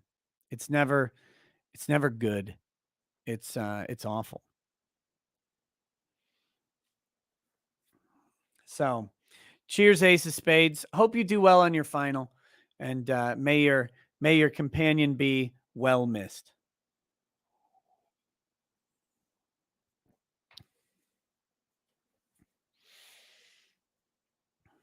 Okay. Hungry Ewok says, let's go, Brandon. I agree. Andrew War Snowboard says, the best part about Let's Go, Brandon is the Democrats came to it as a cover for Republicans that they'd otherwise sought to cancel, and now they've banned it because they're embarrassed of its popularity. Hilarious. Oh, it's beautiful. I love it. The Let's Go, Brandon thing is one of the funniest things. It was such an overt attempt to cover it up, right? Like, oh, they're not saying fuck Joe Biden. That's crazy. Digitalis says, it's your time of the month. Get grifted. Oh, no, I'm the grifter. I'm not the grifty. Iris says, cheers from beautiful Whidbey Island, Washington. Glad to see you are back and feeling better. P.S. Dogs Rule. You know what? I'm not going to ever argue with someone who says dogs rule. They're just not for me because my failings, mainly, it just requires so much work. You got to go outside. And for me, it's about travel because I have to travel to visit my parents, have to travel to a convention or whatever. And when you can't, you can bring a dog with you. And if you do, you should be uppercut. But you can't bring a dog everywhere you're going. You just can't. You can't do it. All right, where was I? Space Force Commander says, my question is, if tons of people are out of work and cargo ships are months behind being offloaded, how is the stock market growing? That's what I said, right? The economists are lying to the economy. I don't know how it's going, but everybody's just everything will be fine. That the stock market is just a reflection of sentiment about the value of business. So people go, everything will be fine. Then it is fine until it's not.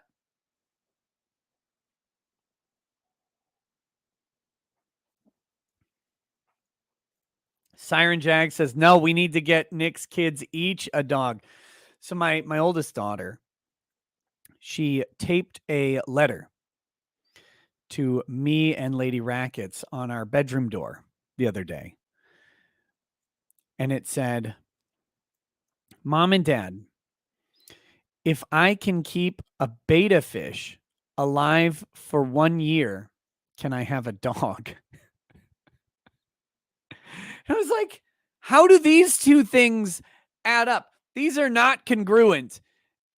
Keeping a beta fish alive is way easier than keeping a dog alive. I don't know how those two things came together. It was very cute. But at the same time, I was like, this doesn't make logical sense to me. This doesn't make logical sense.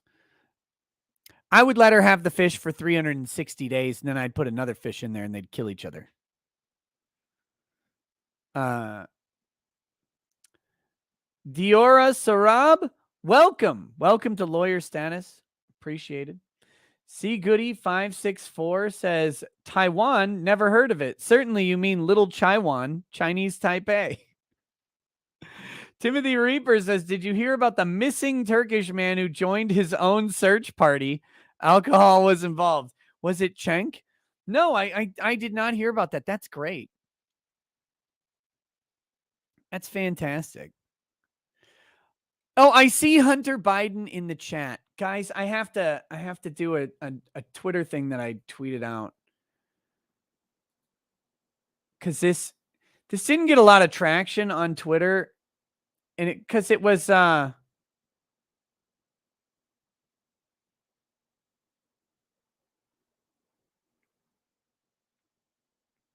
it didn't get as much traction as I thought it would. But here I'll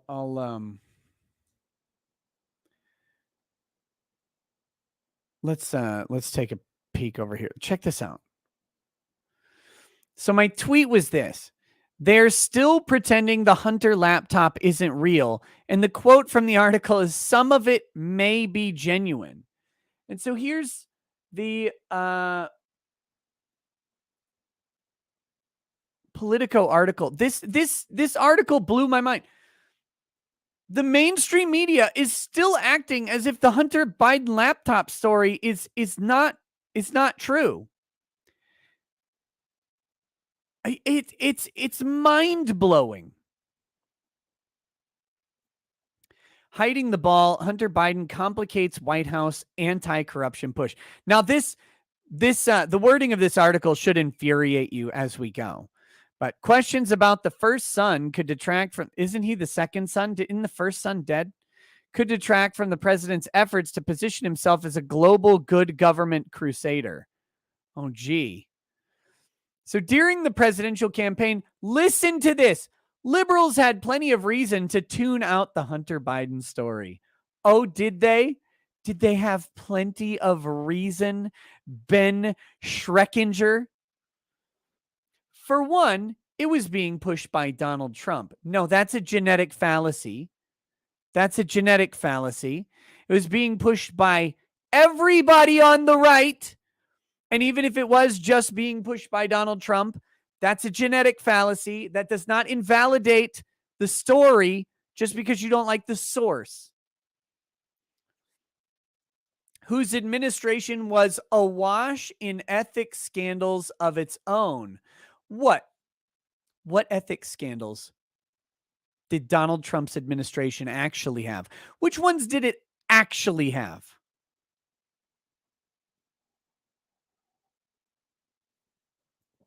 And who failed to make a convincing case that Hunter Biden's work for a Ukrainian energy company influenced his father's actions as vice president. You wouldn't let anyone make the case. You banned everybody who talked about it. You had intelligence officials trying to discredit the story, which we're going to get to in just a second. And it was unclear what to make of the alleged leak of material from Hunter Biden's laptop, especially after social media companies moved to restrict access to the story, and a bevy of former U.S. intelligence officials dismissed it as likely Russian disinformation. We know now that it is nothing of the sort. It is nothing. It has never been Russian disinformation. By the way, YouTube should go and actually ban channels like the Young Turks and CNN for spreading misinformation about the Hunter Biden laptop story. CNN, MSNBC, NBC, ABC, all of them, NPR, all of them should get channel strikes for misinformation on the Hunter Biden laptop story. Because all of this, former U.S. intelligence officials dismissing it as likely Russian disinformation, that was all a lie. All of it. All of it was a lie. It was a lie that interfered with the democratic process of voting that would follow. It was a lie. They admit to lying. They knew they lied. Everybody lied about it. And all of these people are just okay. They're just fine with the lie. Following the election, it seemed the whole Hunter Biden saga might fade away amid Trump's efforts to overturn the results, the storming of the Capitol, and an ongoing pandemic.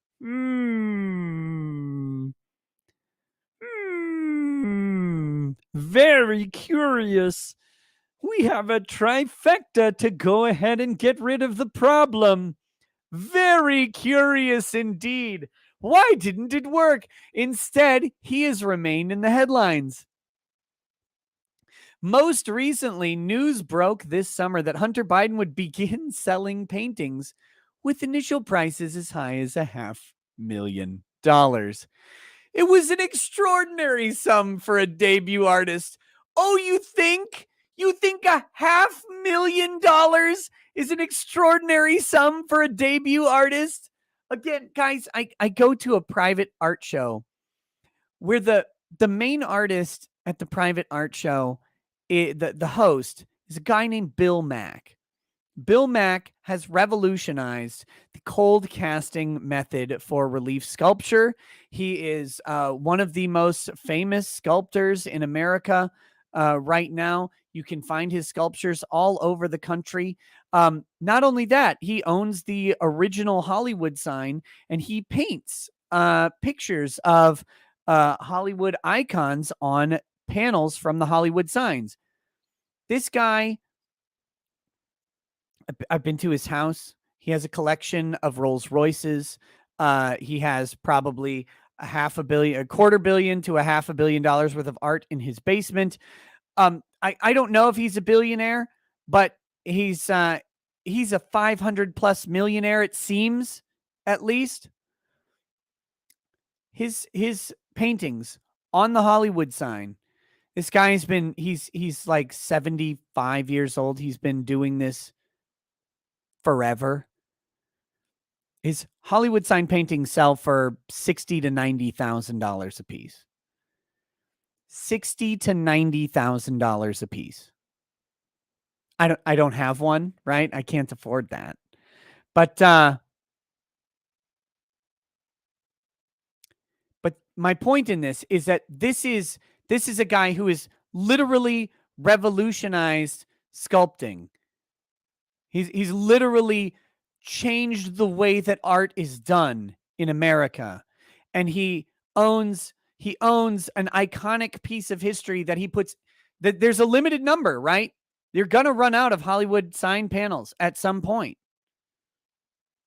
And those go for 60 to 90,000. And Hunter Biden, an artist that no one has ever bought anything from, was going to have initial prices up to $500,000.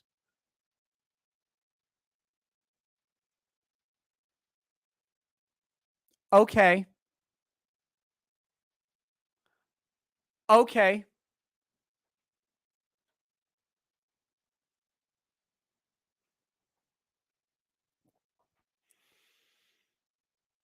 It was an extraordinary sum for a debut artist and immediately invited concerns that people who wanted to ingratiate themselves with the president would overpay for his son's art. No. No, why would they do that? They've been doing that in Ukraine, according to the emails. But that looks like a $500,000 painting behind him right there. $500,000. You'd pay $500,000 for that, right? The White House responded that the identities of the buyers would be kept secret, both from the painter and the public. Oh, yeah, that's how that works. That's definitely how that's going to work out. While leaving it to the art dealer to weed out any suspicious patrons. Oh, yeah. Again, that's, yeah. How money laundering works, by the way, is you don't fucking care who's laundering the money. Like, it doesn't matter who is laundering the money, or if Hunter Biden knows the person paying the $500,000 price tag. That's not in his purview. It doesn't matter. All that matters is that he's getting the $500,000, especially if he knows the $500,000 is coming from someone. He doesn't need to know if they're the ones who bought the painting. But here we go. Many ethics experts expressed sharp disapproval of the arrangement, including a former head of Office of Government Ethics, Walter Shaw, who described the sums of money involved as absolutely appalling. Yeah, of course it's appalling. And of course it's an ethics violation. Of course it's a scheme. Of course it's a scam. Of course it's buying access. So far, right-leaning outlets that devoted less attention to the ethical issues raised by the activities of Trump's relatives have had a field day with the Hunter Biden story. First of all, Politico, this is a two-coquet fallacy. Second of all, what ethical issues of Trump's relatives? Which ones?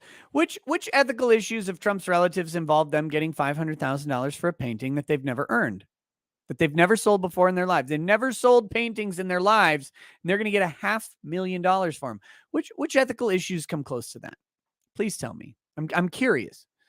Interest in his activities, meanwhile, has been relatively muted on the left. Oh, shocker.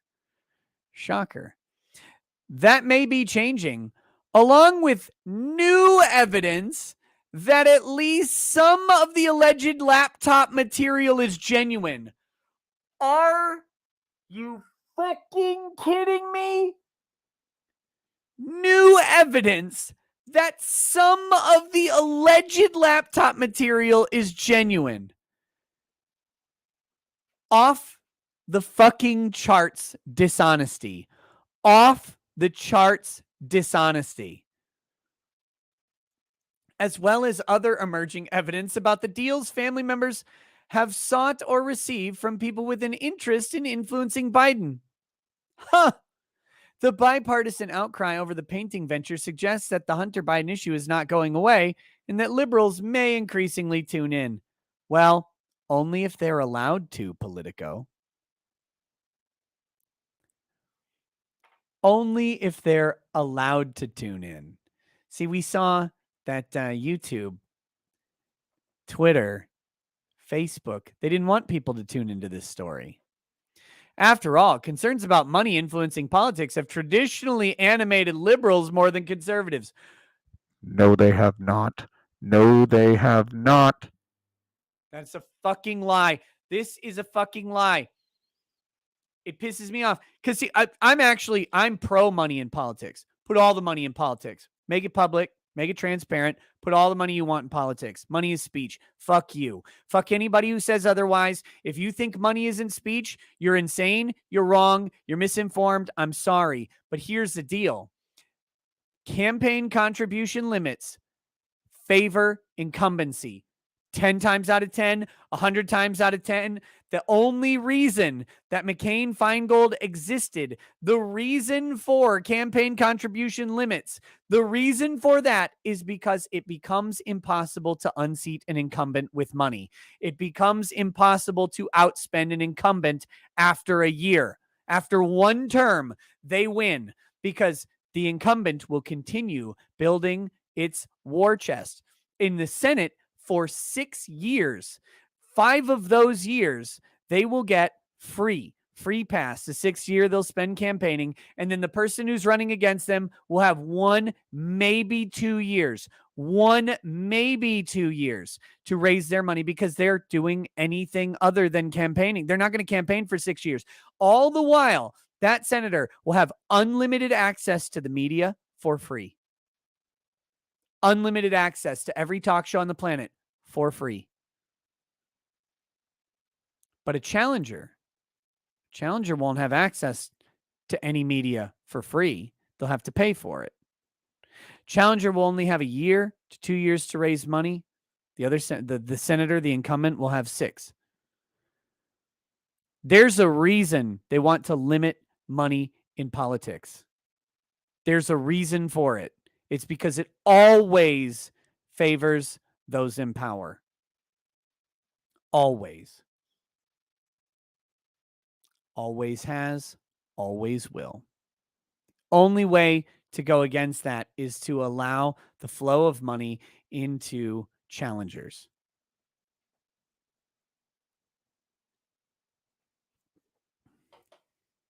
Back to this. But let me just say this. This statement isn't true either. This isn't true at all. In fact, one of the most scathing critiques of Biden came during the Democratic primary from the progressive reformer and Bernie Sanders surrogate Zephyr Teachout, who authored an op-ed for The Guardian accusing Biden of having a corruption problem. The column prompted Sanders to apologize to his former Senate colleague. Oh, what a scathing op-ed that must have been, that Bernie Sanders apologized for his person writing it. Man, very effective. Very effective.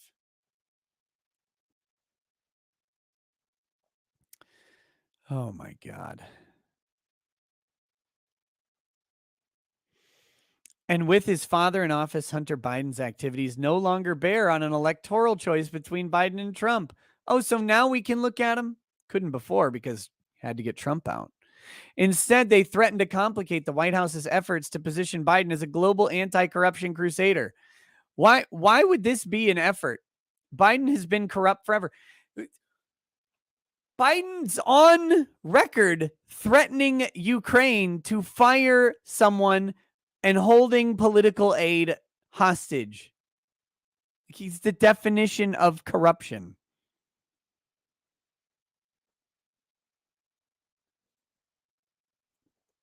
Along with its contention that we have the highest ethical standards of any administration in history. If you feel the need to say it, buddy, if you feel the need to say it, it is impossible for the public to know everything that goes on inside a government office. Shouldn't be. Let alone inside a family, especially one as tight-knit as the Bidens. Ethics experts generally maintain that officials should avoid even the appearance of a conflict of interest, standard that becomes especially stringent at the highest levels of government. Yet there is evidence that the Biden family's activities over the years have regularly presented such an appearance. Far from ethical concerns about Hunter Biden being debunked, The case for close scrutiny only grows stronger when viewed in the full context of the family story and in light of events that have unfolded since Election Day. Biden's relatives have denied allegations of wrongdoing, and none have been accused of criminal misdeeds related to their business dealings. The president has said that he does not discuss his relatives' dealings with them, and no proof has emerged that he has taken official actions on account of their business interests. No proof. There's no proof. None of it's emerged. It's not like it's in those emails, allegedly, which might be partially true. None of that. But in recent decades, members of the first family, including Hunter Biden, have repeatedly entered into financial relationships with people who have an interest in influencing their powerful relative, including taking loans from lobbyists, seeking business from labor groups, taking a job with a bank that relied on Biden's support to pass personal bankruptcy law loathed by progressives, and of course, taking a seat on the board of Ukrainian energy company Burisma that faced allegations of corruption, even as Biden headed up U.S. anti-corruption efforts in Ukraine.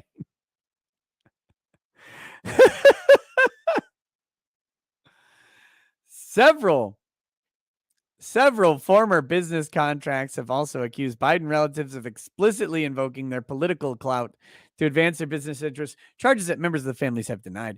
And since 2007, several of their business associates have been convicted of federal fraud or corruption charges, though no members of the first family have been implicated in those crimes. Meanwhile, since the election, Hunter Biden's business dealings, along with those of other relatives, have remained in the news. In December, Hunter Biden acknowledged the existence of a federal criminal investigation of his tax affairs, which is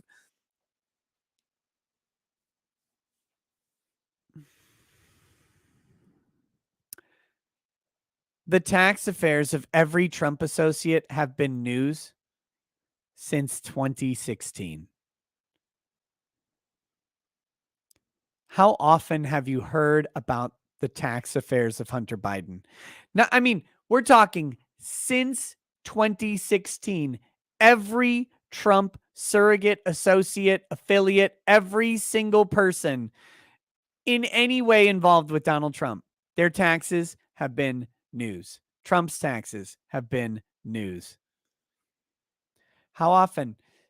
In December, Hunter acknowledged the existence of a criminal investigation. How often have you ever heard of it? Have you heard about it? Which is focused on his business dealings overseas, including in China. Politico also reported of the FBI's interest in one of Biden's brothers, James Biden, part of an ongoing investigation of a hospital operator to which he was tied. That investigation, which remained active as of late last year, focused in part on alleged representations James Biden made in investment pitches about the value of his last name and influence, according to a former official with firsthand knowledge of it. This is less to me than the Hunter Biden stuff. On his first day in office, Biden named a law partner of his son's defense attorney as interim head of the Justice Department's criminal division, an arrangement that risks running afoul of the department's conflict of interest rules. Risked running afoul. Well, your law partner is my son's defense attorney, but I think you can run the criminal division while my son's being investigated for crimes. That seems fine. On the same day, Biden's brother Frank highlighted his relationship to the president in a newspaper ad for a Florida law firm. Since then, Biden's other brother James bowed out of an energy venture in the UK following a White House ethics review, according to the Financial Times. Okay, I'm not going to. Anyway, it keeps going. It keeps on going. This is one of those. It's one of those long articles. You get the gist. Biden's always been corrupt. He's been a politician for 50 fucking years. Of course he's corrupt. This is why we need term limits.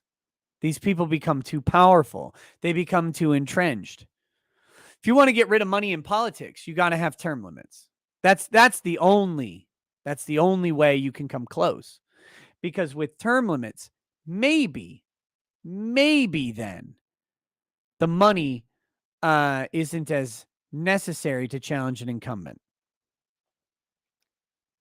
Maybe.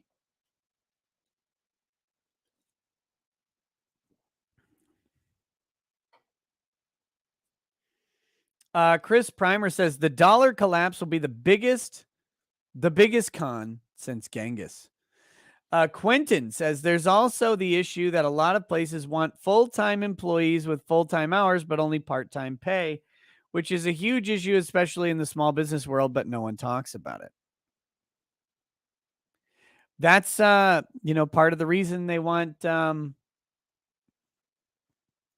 I don't know what you're talking about, but part of the reason they might want part-timers in general is because they want, they don't want to pay the benefits.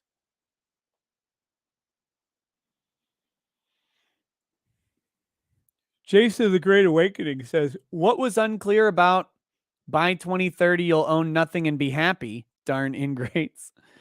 Yeah, that's true. What was it? I saw it on Twitter earlier today. It was a guy, he tweeted out, he said, pretty soon you'll see people saying that Soviet bread lines were a moral good, right? And then his subsequent tweet was, it took one day. And yeah, it was one guy talking about how no one asked the Soviets about the sense of community that was built around the bread lines, and the bread lines were no big deal. Commies always cuck to the failures of communism. They always do. But yeah, you'll own nothing, but you'll be happy. You'll be happy being a slave. I saw another Twitter thread, and I know I'm bringing up Twitter because I was just looking at it yesterday. Flamenco posted, and it was a link. Maybe I should find it so I don't get it wrong.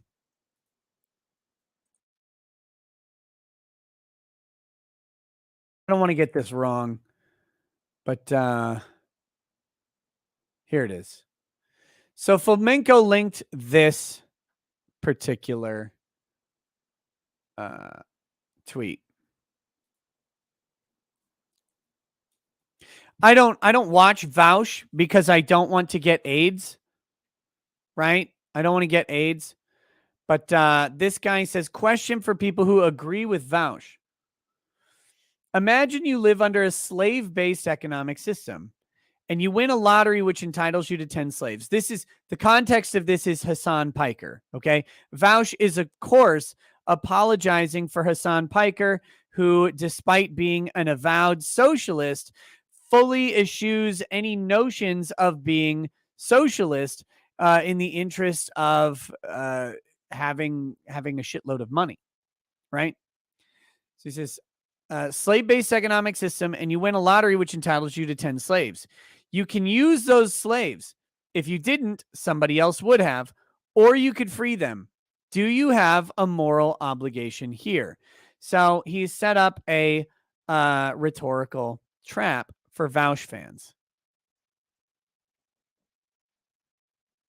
And they are not prepared for this question. They are not prepared for this. As uncomfortable as it is to think about, I don't think it makes much sense to place a moral imperative upon someone to act in some especially righteous way that would disadvantage them if the environment informs their morality hasn't instilled that belief in them. So in your example, I don't actually think I'd place an imperative on that person because it doesn't seem to me like they would know better given the society they live in. I don't think Hassan can use that excuse, though, because he takes on the role of someone who knows better.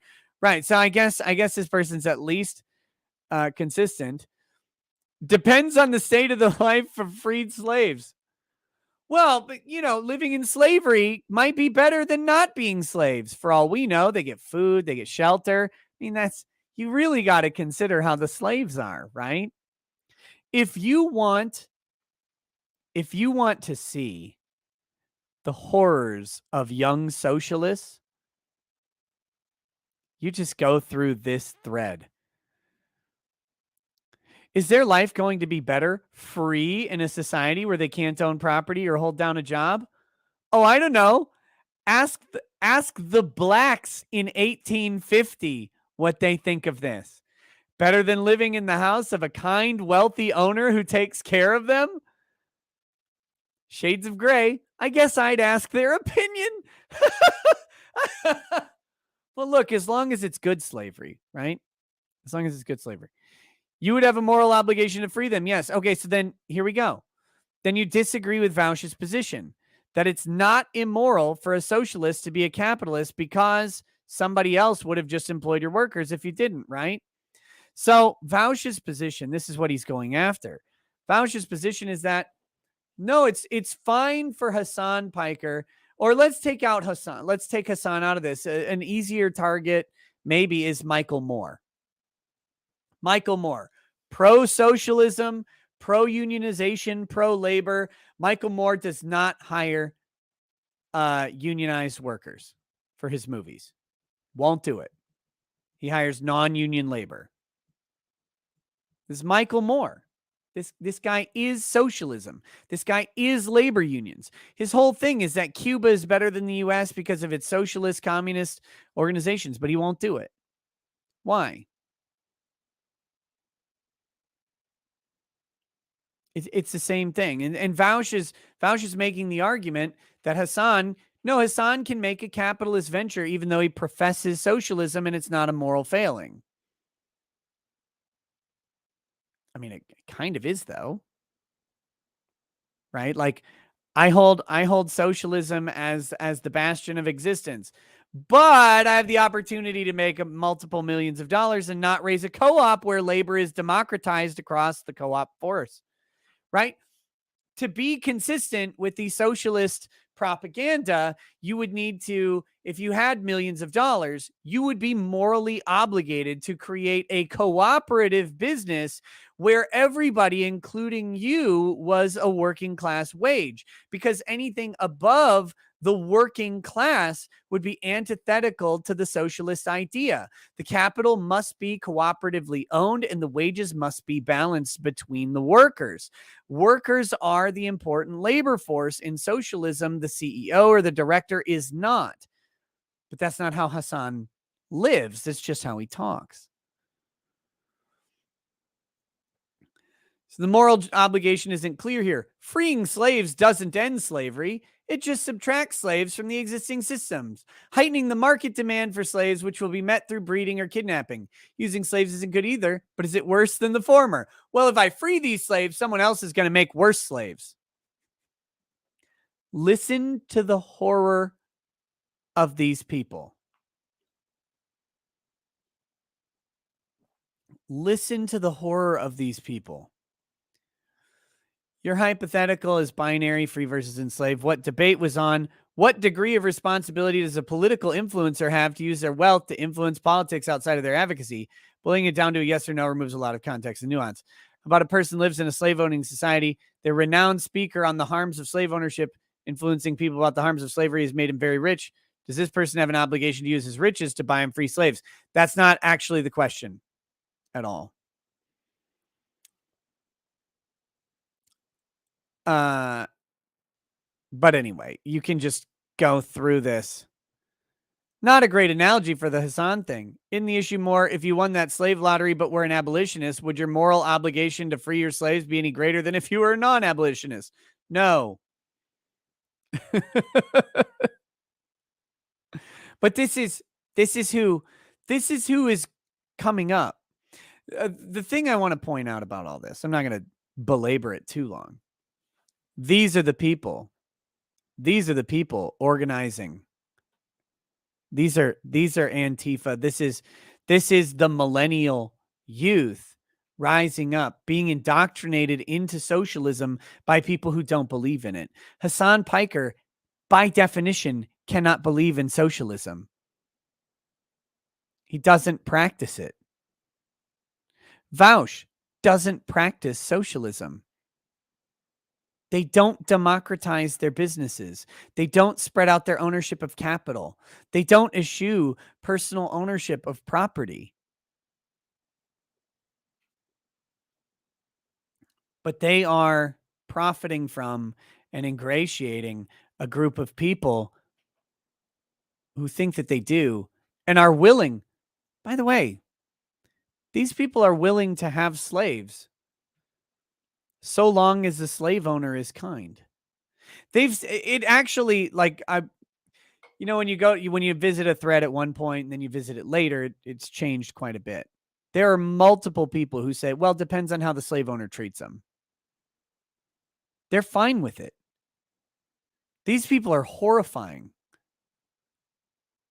They'll gladly enslave your kids because, they'll take your children and enslave them.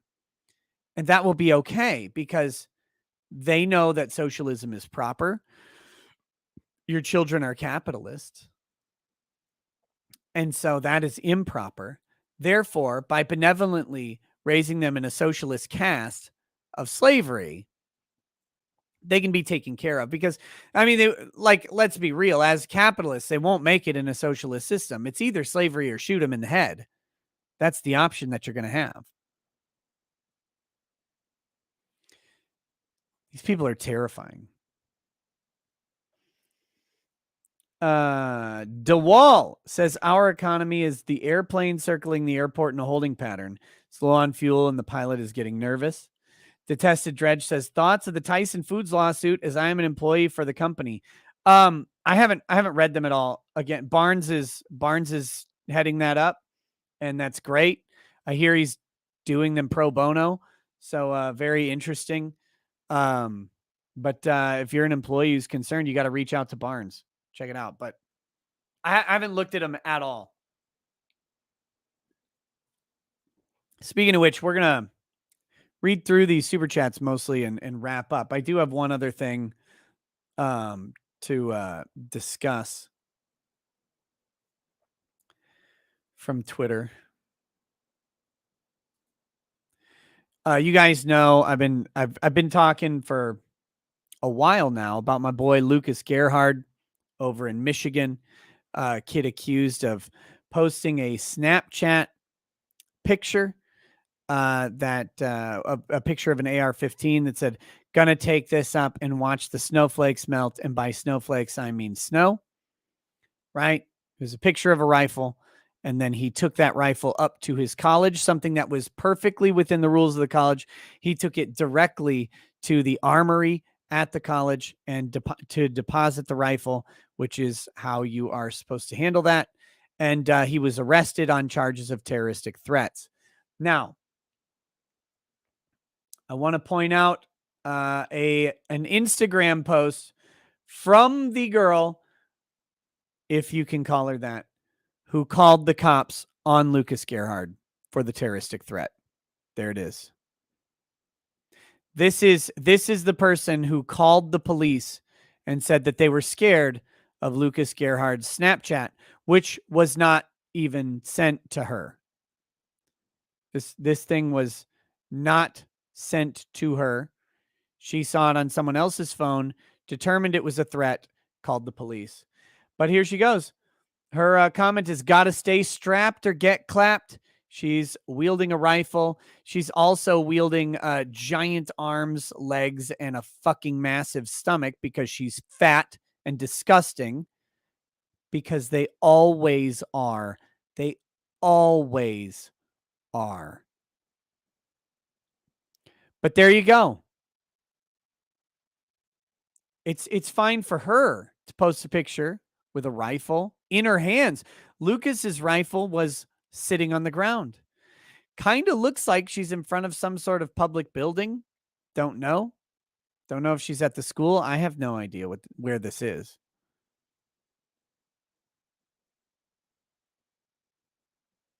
But this is a person who was so scared of Lucas's picture that was not sent to her.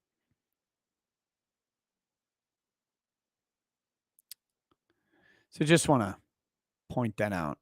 So yeah, I have this heap of garbage is one of Lucas Gerhard's accusers who said his Snapchat picture, not even sent to her, of his legally owned rifle was a terroristic threat. This ham beast called the cops over a picture of a rifle posted on social media. Always hypocrisy. Always gross. Gross. Look at it. Look at it. That is the face of your enemy. And I mean that because that person wants rules enforced on you. They want rules enforced on you and not on them. Doesn't even occur to her that there's hypocrisy there. Doesn't even occur. Never even enters her mind.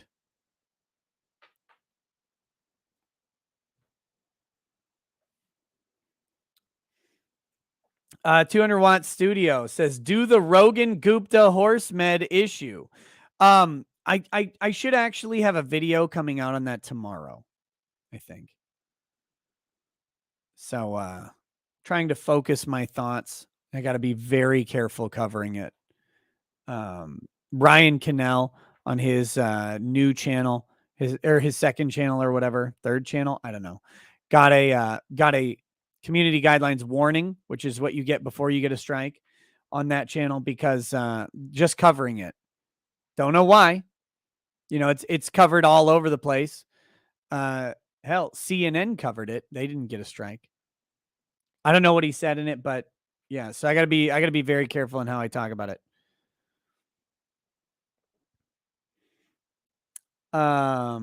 Krieg Guardsman says the Krieg option is always an option. Breed back better. Craig Road Jr. says, are you going to be discussing the Moore trial anytime? The Moore trial? What's the Moore trial?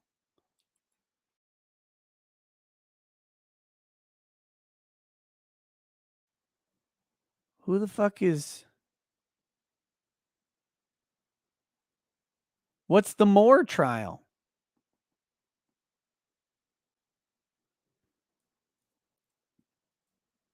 I don't know. I don't know what that is.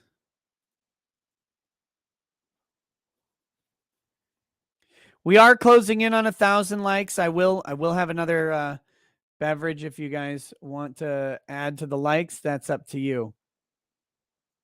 Justin Wright says, heading out with Wisconsin cheese to Ohio, trying to keep the supply chain working. Man, I have to be careful with cheese because of the lactose thing, but I got some ghost pepper cheddar. Oh boy. Oh my gosh. Judge Roy Moore, is he on trial? That ghost pepper cheddar. Actually, like when we get done, I'm going to probably go upstairs and eat some cheddar. It's so good. So good. Koiwo Shiu Yo says, glad to hear you're enjoying The Expanse, Boss Mang. Season 3 has some top tier Amos scenes, so tell us when you've watched it. Also, let's hear a Belter accent. I hate the Belter accent. I hate that stunt. It's like a stunted South African dialect. I don't like it. Just actually, Lady Rackets and I just finished season 3 tonight. We just watched the season finale. Very interested to see where it goes. I heard it kind of gets a little iffy after season 3. But yeah, I've been enjoying it quite a bit. Not enough nudity in it, but there's a little bit. And that's always helpful. But it's good, it's violent, it's got some good, it's interesting. Some of the animation is really spot on. Then occasionally you're like, oh shit, why'd they let this guy do that scene? Because sometimes it'll look really bad, but in general, I'm a fan. First 3 seasons are really good.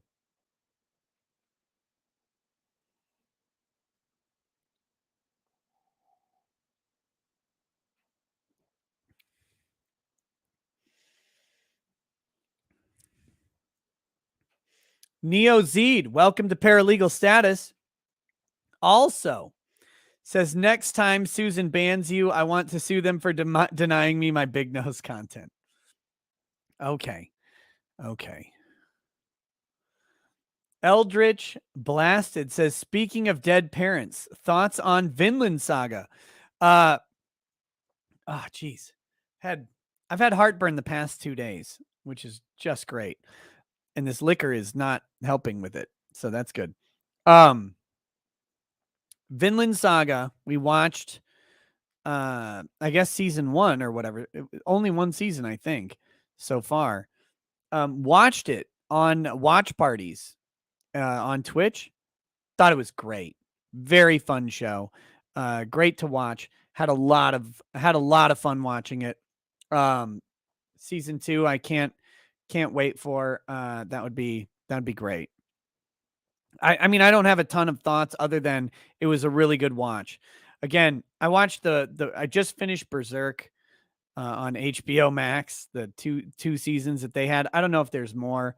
He gets the Berserker armor in like the next to last episode or like the third to last. God, it was just shit. It was just not good. And all the women, they didn't have nipples, which was weird. It's like they had lots of censorship. I didn't stop. If you're gonna put Berserk on HBO, why would you censor anything? I liked the Golden Age trilogy, but the series was just not great. Read the manga? No, I don't have time for that. I don't have time for that bullshit. Eldritch Blasted. Oh wait, I read that. Clark Terry fan says, "My life was a wonderful fairy tale, except folk died, mom and brother." Are you saying YouTubers have taken the place of nightwalkers parasocially? Maybe, I don't know.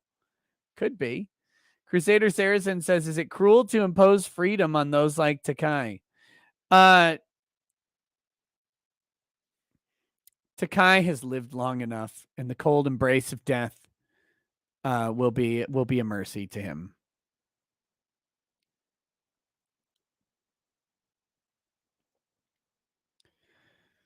Yeah, Volan DeVault, you can watch it uncensored on Blu-ray, but here's and people are like, "Oh, you could get it on Blu-ray and watch it uncensored." Let me illustrate the problem. It wasn't good. Like just in general, like it wasn't good. I was watching through it and I was like, eh. Again, I liked the Golden Age trilogy. I really did. I thought that was great. The follow-up seasons, they just weren't any good. So I wouldn't spend money on the Blu-rays to watch them uncensored because they weren't like the surrounding material wasn't good. Zara BP says the animation is terrible. Very true. It's really bad. It's really fucking bad. Lord Immortalix, I have seen parts of the 90s Berserk. I haven't watched the whole thing, but I have seen parts of it.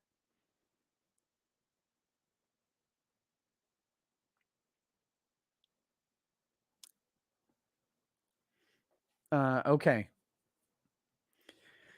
Dapper Wolf says, "Hey, Nick, did you hear about the father who killed his son after he posted pictures of him eating poop out of a bra while wearing a diaper?" Jesus cannot come back to this planet fast enough. Holy shit. No, I did not hear about that. Nick's Hex says, "Was Billy Joe Armstrong jealous of your childhood?" I don't know who Billy Joe Armstrong was. Fienticus Prime says, "All the white savior libs are really just shitty Al Bundys that are trying to recapture the glory days of social justice and dragging everyone along." Not Applicable says, "Christians were abolitionists, not lefties." Well, I mean, there's that too. There's that too. But I again, I'm trying to avoid the facts of who was who, and just it's amazing that people who believe like they're woke now, so they're like, well, if I was alive in 1936, I would have never said the N-word. Really?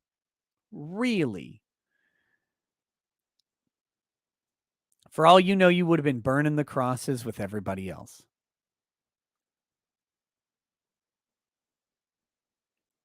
Oh, Billy Joe, the singer of Green Day. I said I was a minority and he wanted to be one. Yes, he's very jealous of my childhood. Actually, he called me and told me. He's like, "You know what? I'm jealous of your childhood." And I said, "Fuck you. I love some of your songs, but fuck you overall." And then he said, "I'd like that because he's gay." Benji, welcome to Super Lawyer Status. Thank you. I appreciate it. The Allfather Says, speaking of Soye, and since I've been gone for a minute, is he still trying to cancel you or something? Oh, P.S. My name is Alf Father. Okay. No, Soye, I don't know what he's up to. He blocked me on Twitter a long time ago. He doesn't talk to me anymore. No more Ronversations, which is sad. I assume he's just busy living his life, which is more than I can say for some people who are living in this case. But he seems to have, for now, moved on. Look, I fully expect whatever happens with the Vic case when that decision comes down, and maybe it'll be this Thursday. It, I believe, is the oldest case on the Texas Second Court of Appeals docket. But whatever happens, if it comes down this Thursday, Ron Toye is going to light up whenever it happens. Especially if Vic loses. Like, he's going to send me, I'm guessing he's going to send me a bunch of taunting shit or whatever. It's part of the gig, right? I'm very curious how this is going to turn out. I really want Vic to win. I think it'll be the funniest possible outcome if he does. But I'm fully prepared for Vic to lose. I've been suggesting to people since the appeal started that the odds are against you. The odds are against you. And I've been trying to downplay any potential hype. I'm not out here saying, "Oh yeah, he's going to win. He's going to do this. He's going to do that." That has not been me. You cannot find me doing that. I fully hope that he's going to win. I think arguments exist and have been made that suggest that would allow at least some, if not all, of the charges to come back. But it's a long shot. And so I'm curious how it's going to turn out.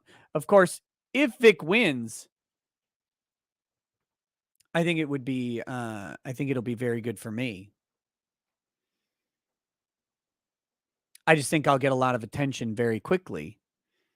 But, I don't know if he's going to win. I have no idea. We can't know until the court renders its decision. They've taken a long time, so we'll see. If he wins, though, I'm going to have a really good day. If he loses, it's going to suck. It's going to suck a little bit, but, you don't always win lawsuits. It's the shit thing about them is sometimes you're going to lose them. Cave Canum says, thoughts on the Legolas rampage in Norway? I think it's time for common sense bow control. We cannot have people with bows and arrows. We cannot do that. It's just you can't do it. We got to ban trees. I have my 1K drink. I've been drinking it already. Thank you. Yeah, you got to ban trees and wood, string. Very dangerous to have string. 3D printed bows are very dangerous. A long story short says, do you know anything about this Steven Dozinger case? The lawyer who was prosecuted by Chevron. Story seems unbelievable. No, I've never heard of it. Donziger, not Dozinger. Donziger. Never heard of it. Sounds wild. Lambda Nitro says, here's 100 rubles for you to get 13 milligrams of ribeye. Love the show, but screw you for streaming at 8 a.m. Sorry, buddy. Sorry. This week, there may be some daytime streams just for you, Lambda Nitro. Those streams would take place in the evening for you. Malik Foxon says, let's go, Brandon. Let's go, Canada. Ryan H says, oppress the government 2024. Lambda Nitro says, forgot to say, first ever super chat, have more cash. Lambda Nitro, thank you. Thank you for your first and second super chats. I hope it was good for you. I hope it was. But seriously, this week, I am looking to do some daytime streaming. Look, guys, the grift must flow. The grift must flow. I was banned for a week, and we've got some stuff to talk about. So again, the Rudy Giuliani depot is a possibility. The Coomer depot is a possibility. We'll see. We'll see what we get around to.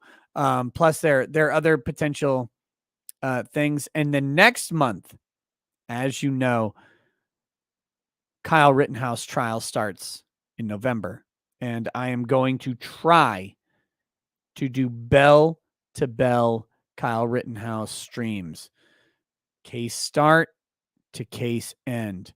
I don't know how that's going to go. I'm going to be interfering with a lot of shows. That's okay. We're going to be covering the Kyle Rittenhouse trial.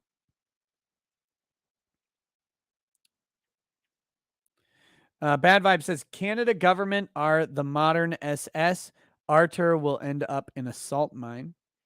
Malik Foxon says you don't have to drop your religion, of course. Just make sure it is government approved and no problems. It's no problem, comrade. You don't have to drop religion. Look, approved religious speech is approved. It just have to be approved by proper government embassy of religion. Bureau of Religion will approve all sermons, and once sermons are approved, they are approved and can be spoken. It is fine, comrade. Kalinka Pavlova says, I got to go, but that compelled speech, terrifying. Yeah, it's horrifying. Like the again, this is why I'm against mask mandates and vaccine mandates. I'm not against vaccines. I'm not even principally against masks. I don't like them. I don't like to wear them, but I do wear them from time to time, especially when I had just recovered from COVID and was coughing. I'd throw on a mask to go in a place. I don't want people to be super uncomfortable or like if a cough is, generally speaking, God damn it. Generally speaking, I could avoid coughing for the interaction, but you don't want one to sneak out. Like you cough right on someone's face when you just had COVID. Not a big fan of that. So like, the day after my quarantine or whatever, I'd throw on a mask. It's not a big deal to me. But I have a problem with the mandate because compelled behavior is evil. Period. It doesn't matter what the compelled behavior is. It's evil to compel behavior. And yes, it's evil to compel seatbelt wearing, despite the fact that if you're in my car with me driving, you will wear a seatbelt or I won't drive. Simple. Because the person behind me or my wife might kill me. The person behind one of my kids might kill my kid. So you're gonna wear a seatbelt and that's fine. Or not. You don't have to, like, whatever. But I don't believe that the government should compel seatbelt wearing. I don't think that's the government's job. That's not the government's role.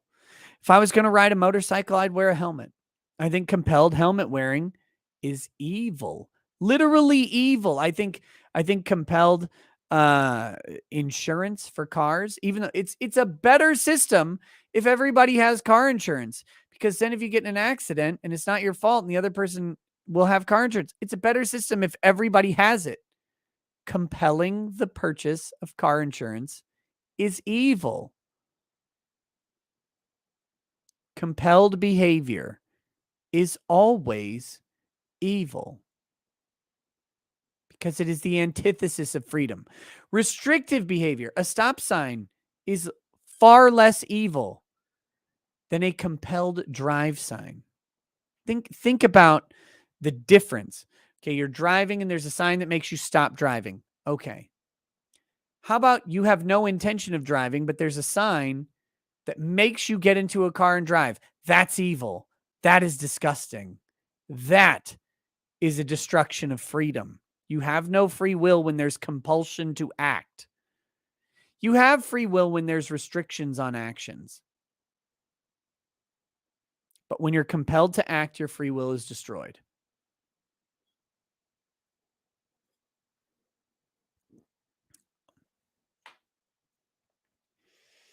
Pirate Tomsky says, I'm convinced that turning on the Large Hadron Collider forced us into some weird dystopian timeline. Could be, buddy. Could be. Pillow Tap says, is compelled super chats evil? No, you should actually, I support government legislation to force all of you to super chat me all the time, even when you're not watching. I support the just direct extraction from your bank account while you're not watching. Every time I stream, whether you watch or not, every single person who has ever been born should be forced to give me $25. That's the only moral good compulsive act. There you go. There you go. Super Iron Bob says it skipped the best part where the judge said that as a survivor of communist Poland, he should know better than to compare them to Nazis. What a fucker. What a fucker that judge is, and that judge should be executed on the spot. Malik Foxon says, "Oh man, caught in 4K. Look at all that hypocrisy." Let's see. Oh shit. Iric Bloodaxe says it's responsive or it's repressive tolerance. Anything the left does is permitted, even if violent. Anything the right does must be destroyed, even if it's just an idea. So there you go.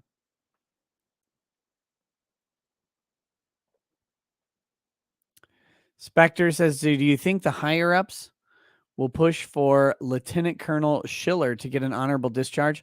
I don't know. I kind of lost interest in Lieutenant Colonel Schiller when he said that he doesn't accept the support of the people who are supporting him.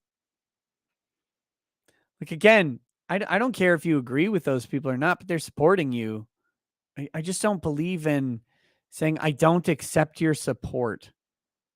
That's such a fucking weird thing to me. I don't accept their support because I don't agree with them. Well, maybe you should eat a 9mm.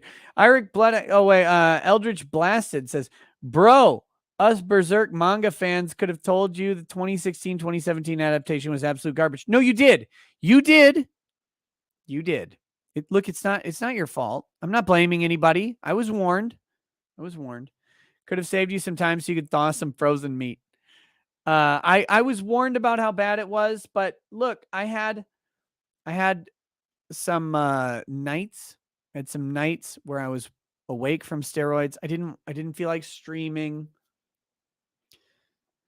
You don't always feel like streaming, especially when it gets really late at night. Like, I'm not going to stream on Twitch tonight. Fair warning, I'm not going to do it. It's already 3. We'll be done. We'll be done soon here, but it's eventually you get tired and like lumpy looking and all that shit. So you get some nights where it's like 4 a.m. It's like, okay, I'm not going to go to sleep until 5, but I throw on 2 episodes of Berserk. It wasn't good. You guys warned me. I listened, by the way. I listened and believed. It was like, I'm going to go through it. I'm going to finish it. I'm really excited for the new Baki Hanma season. I'm guessing it's going to be trash, but I liked the first one or whatever. I like the first Baki stuff, and I know it's not good. I just like it. So you don't have to convince me that it's bad. It's facially bad, but I just enjoy it. And so I'm curious to watch it, but I got to wait for Lady Rackets. Cars in Depth says, what I don't get is why parents don't kill teens. I think it's because teens can fight back. I legitimately do. Because, there's a thing with babies. You see these parents killing babies. And it is, I think, a lot of times involuntary. I think they kill babies because of reactions, reflexes, fatigue, exhaustion, anger, stress. All those things kind of combine, and they make a bad decision. The thing with a baby is a bad decision can be a permanent decision very fast. With a teenager, you have to get your hands on them. You have to put work into hurting them. Like, they might hurt you back. They can just run away. They can back away. They can call you motherfucker, whatever it is. Like, I think most parents do not try to harm their children. Even the nasty, abusive ones, I think they get caught up in patterns of behavior that are harmful to kids, but that they're not processing a desire to harm kids. They're processing a desire to exert control that ends up harming kids, which is different. And the thing with babies and toddlers and preschoolers and kindergartners, and they're vulnerable. Their bodies are weaker. They're not able to get away. Teenagers are. Like teenagers, look, I knew a bunch of teenagers with shit parents who, if they were still toddlers, they would have been at real risk, but they could get away. They could just walk out the door. They could feed themselves, right? I think that's the main difference.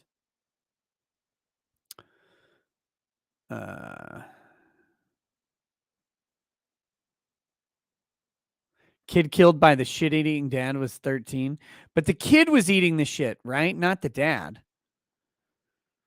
Breck said literally had a domestic where a father and son was fighting, and dad said he was now open to extremely late term abortion up to 16 years. Oh, damn it. Yeah, and there does come a point. There does come a point where the kids, like, where the kid is bigger than the parent. That's the other thing. That's a different question. But when a kid gets 16, 17 years old, they've been eating good. Maybe they had a richer childhood than their parent had or whatever. They're fucking bigger. Might regret all those times you put hands on the kid. That's why I don't hit my kids, man. I don't want to get my ass kicked if my kids get big. My kids are all tiny though. I get to make fun of them. But if they were big though, and like you'd spent your whole life beating on them, I don't know, man. That's one of the things in Lovecraft Country. I don't know what they're gonna do. The dad of the main character, Tick Atticus, is the dad of Atticus is Omar, who's now fucking dead in the ground. Wait, Nozaku, wait a minute. It says the dad was photoed eating shit out of the bra. The kid found the photos. Oh, burn the dad at the stake then. Motherfucking degenerate. What the hell is this? I thought he caught the son being disgusting. The son caught the dad being a nasty degenerate, and then the dad killed the son? That dad he should have his elbows busted with a sledgehammer. Nozaku, yes, Lovecraft Country is fucking terrible. It's just black people with Lovecraft self-inserts. Yeah, that's what I said. You probably weren't around when I was talking about it at the beginning of the stream. I'm watching it because I like Lovecraft, but it's weird because it's exactly what you just described. But I will say the female leads, both the white one and the black one, are fucking gorgeous. And that's always nice. That's always nice. Yeah, no, the dad eating shit out of a bra, he should be eating shells out of a shotgun. He should be eating shells out of a shotgun.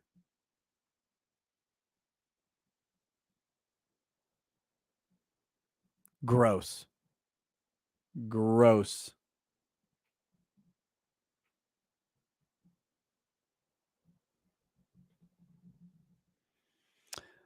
Okay. Yeah, so for people out there who maybe misunderstand, look, I will suffer through some bad entertainment from time to time. I will. I will. Especially if it's something I like. I like Lovecraft. So I'm curious about this series. Watch 3 episodes. First 2 are okay. But it is a lot of it's inserting a lot of racial politics into Lovecraft, which is weird. But I get what they're doing. I think it detracts from the show ultimately. But at the same time, This is I have to balance the shows that I watch, because some of the shows, if I'm going to watch something good, I'm going to watch it with Lady Rackets. Then I have the rare times where I have a few minutes to watch something and it can be trashy or whatever. I'm going to watch that alone. So this is one of those that I'm watching alone on occasion. Ben Frail says the book is better. I didn't know there was a book. If it's just the complete works of H.P. Lovecraft, I really love that book. I've been reading through it, and it's a lot of fun. But okay, a crafty Huragok says, democracy is for the people, by the people, of the people. But what if the people are stupid? If there is a heaven, all my dogs can have my place. Otherwise, I don't want to go. There you go, a crafty Huragok. But I think the word you're looking for was not stupid. It's democracy is by the people, of the people, for the people, but the people are retarded, right? Not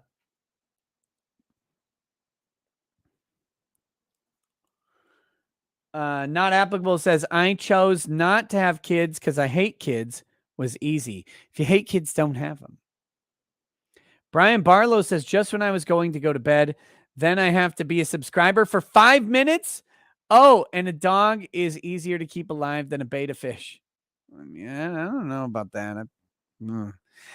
Yeah, you have to be a subscriber for 5 minutes because the reason I have subscriber only chat is twofold. One, it cuts down on the boring spam attacks and the bot spams. So there's two types of spammers. There's the people who come on and say a whole bunch of shit about me. It's like, just say it once and then say something different and then say something different. But instead they spam the same message like 30 times because they think that'll work. I don't know why. They always get a 5-minute timeout for that. But you can say whatever you want about me in the chat. You can. It's okay. You can make fun of me. You can hate me. I don't care. I don't care if you hate me. I don't care if you don't like me. It's okay. You're welcome to. Just don't spam it because it ruins other people's show experience. But it cuts down on the spamming. The other thing is, a lot of people get unsubscribed from the channel constantly. YouTube does this. They say they don't, but they do. YouTube unsubscribes people. And so it's a nice, I do this really primarily on shows that are just me for people who are here all the time, just as a reminder that they might be unsubscribed. I mean, fuck, just starting this live stream, I lost like 25 subscribers because that's how YouTube does it. They remove subscribers. Even people who actively watch the show, they remove them. So having subscriber only chat just lets people know when they get unsubscribed, allows them to resubscribe so they get their notifications. It's bullshit, but that's what they do. If they just didn't remove subscribers on their own, if they just let people unsubscribe organically, it wouldn't be a problem, but they don't. Jared says, I'm jealous that you have the natty antibodies now. I have all the symptoms of COVID, tested negative multiple times, no vaccine, and docs can't figure out what's up. Keep testing, buddy. You might have it. You might have it. Heinrich Berndowski says, stock market and crypto being up is not weird.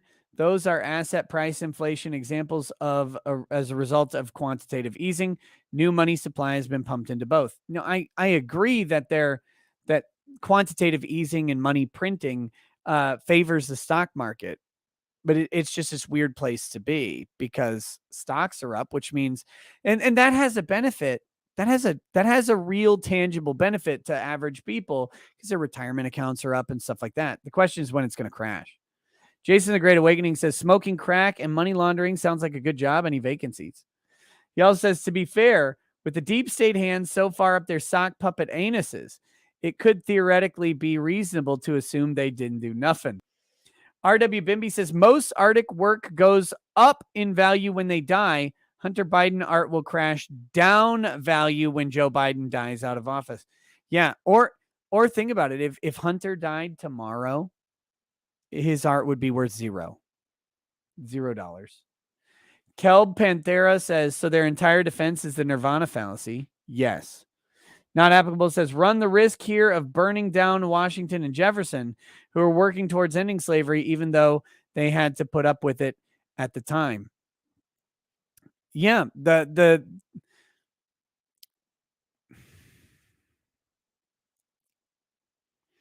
I see what you're saying. The interesting thing, though, is that Vaush and Hassan Piker and the people who follow them do not believe that Washington and Jefferson were committing a moral good by being good slave owners. They're inconsistent in their positions.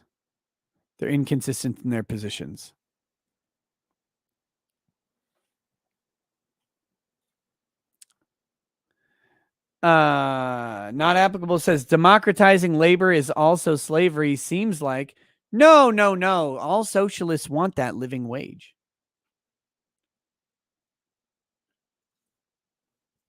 Socialists all want that living wage. So it's perfect. It's not slavery. That's what they're after. Ishalson says, as a preacher, damn. Some tell that land whale the Second Amendment is not about barrels full of chicken nuggets. Oh, shit. I was supposed to read Justice Chats. I think there's Baldo Gagger 242 says, as should rent for like 50 years or buy a tract of land from just south of the California border to turn Tijuana or just south of into shipping hub. Screw over California and undercut them and see how their economy holds up. Fuck California. I agree with that last part, especially. Fuck California.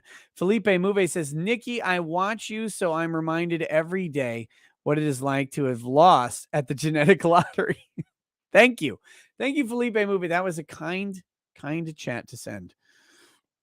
Philip Booty says, did that land beast just help Lucas's case? She just did the same thing he did. I think they'll make that argument, or they'll try. Who knows if it'll get accepted. Lucas's case, I believe, is now in front of the state Supreme Court of Michigan. I'll try and get some information out of it and do an update for you guys. Meximan and Cheese says, they spent the last 5 years making society shitty to take part in. Now they're saying I can't participate in it without the shot. Your terms are acceptable. Oh, did you guys see what a fucking bitch Channing Tatum is? Channing Tatum whining about the Chappelle show. It's like, I know it's dangerous to talk about the Chappelle show. Dave Chappelle did great things, but that doesn't excuse him for hurting people. Fuck you. Fuck you, you pussy. God, these fucking pussies. No one is hurt by a comedy special. It is impossible to be hurt. You have to choose to watch it, and then you have to choose offense. That's what you have to do. They cannot harm you. A comedian cannot harm you by telling a joke or by telling the truth.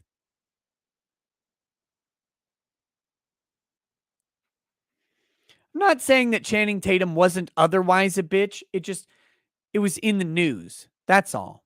It was in the news that he was talking about it. So that's why I bring it up. Don't have any special love for Channing Tatum. Donut Swan says, let's all call the cops on that chicken head. Mandy Karavika says, as a lawyer, have you ever had the opposing counsel literally win your case for you? Yes. Yes, prosecutors have done it a couple times. Blonde Lore Lord says, after season 3, the Sci-Fi Channel dropped the show and Amazon picked it up for the rest of the seasons. All follows the books faithfully until the end of 5. You're talking about The Expanse, I assume. It's weird to think that Sci-Fi Channel had The Expanse because most of the nudity was in season 1. Thomas Fitzpatrick says, I dare you to speak the name of Lovecraft's cat. I can't. You know I can't. Stooge Muffin Seven says, watch the 90s Berserk. Maybe. It's not as readily available. I think the next anime I watch is going to be the Spawn HBO show, which I know isn't anime, but it was good. It was good, and I haven't watched it in a long time. So the Spawn HBO animated show is what I'll probably watch next for animated stuff. Angry Baneling says, did you see Linus Tech Tips build Hasanabi's Kami PC? It's literally got a hammer and sickle on it, and Linus memed on him hard. Lol. I mean, he memed on him, but he still built it.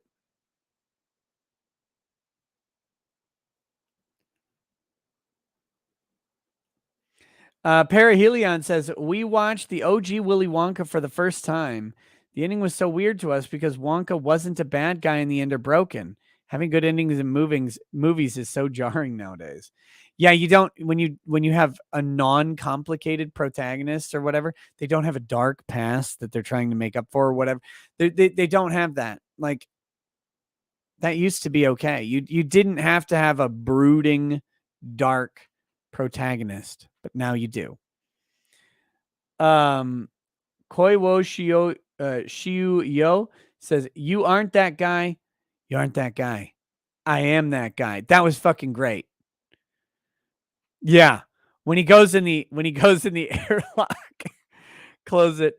The doctor's like, oh, thank you. He's like, I am that guy. You're like, ah, you dumb motherfucker. You thought Amos was gonna save you? Amos knows the importance of family. I think the show is consistent in quality, but the plots of each season focus on way different plots. Maybe that's it. We'll see. I just finished season 3. I'm looking forward to 4. That guy Mitch says, you see on Twitter where Kamala is using 300 black churches to advertise for a candidate.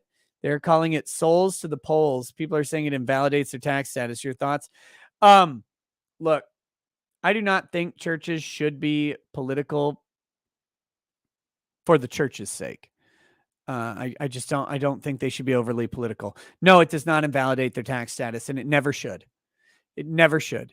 Religious and anti-religious institutions should have their way to speak their mind. They should have free speech. They should have free speech to advocate on behalf of particular candidates, on behalf of policy positions. And if we go against that, I think that's the worst outcome. And I will point to Canada forcing Arthur Pawlowski, who, by the way, I probably disagree with some of Arthur's Christian messaging. Not that that's bad. I disagree with everybody's Christian messaging. I have my own version, and that's okay. That's how I learn. I learn by being wrong and by engaging other people. So don't take that the wrong way. But I probably disagree with a lot of what Arthur says. He should never be compelled to speak in a particular way by the government, or prevented from saying what he and his congregation, or what he thinks his congregation should adhere to. In my opinion, that's me. That's me. I do not think, I don't think anybody should be prevented in giving their opinion. I also, in general, am opposed to tax exemptions for churches. I'm opposed to tax exemptions for anybody. If you're going to have a tax, everybody should have a tax. Or you shouldn't have the tax. But that's me. Again, that's my opinion. So but if you have a tax exemption for religious institutions, no, it should not be forfeit because they advocate a political position from the pulpit. I know a bunch of lawyers are waiting to take that case.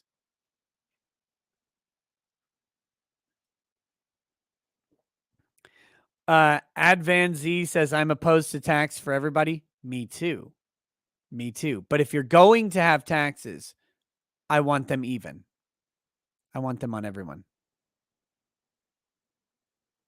Angry Baneling, I don't know what part of his Christian message I disagree with. I just generally have a different perspective on various Christian messagings than anyone I've ever encountered. I have my own opinions on it. So I'm just saying it's likely that I disagree. Not that I have a specific grievance point with him. It's just likely that I disagree because Like I said, I've never found a church that comports 100% with my beliefs. That's okay. Again, that's how I learn and refine my stuff. Almond John, wait, no. C Goody 564 says, no cash for you, Gestapo, get out. Almond John 1 says, you will own nothing. Does that mean if you already own something by 2030, they'll make up some new law to take it from you? Yes. Yes. Random Globetrotter says, Nick, I've become quite black-pilled about life. I'm trying to escape Seattle with my wife, and last week my car was totaled by a dump truck. Fuck. I would recommend getting out of Seattle. I'd recommend getting out of cities if you can. I know many of you work in industries that require cities, but if you have the opportunity, I'm not saying you need to make it your life priority. If you have the opportunity to get out of a city, your life changes dramatically. Do it for you.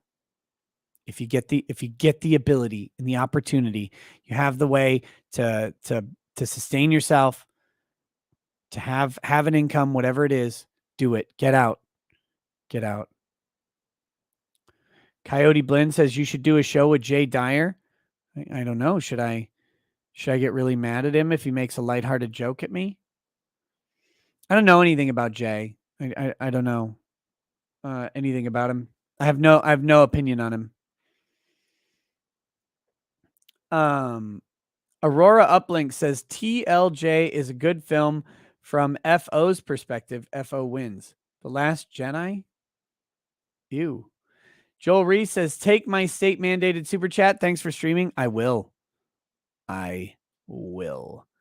Mr. Bentham says, there's a sound going off every 10 seconds or less telling you you're not wearing a seatbelt. Makes click it or ticket a useless waste of money. Exactly.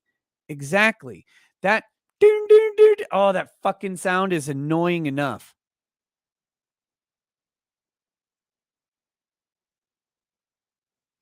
DJD show and bolting slash. Welcome to paralegal status. Thank you.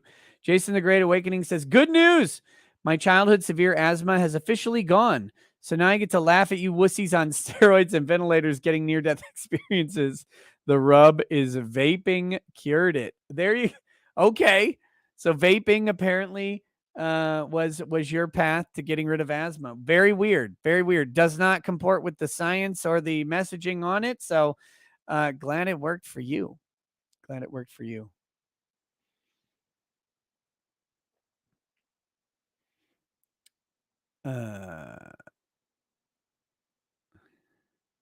Walrus Aurelia says, Nick Grr. Gummy says, say the name right, you heathen. Nizuko.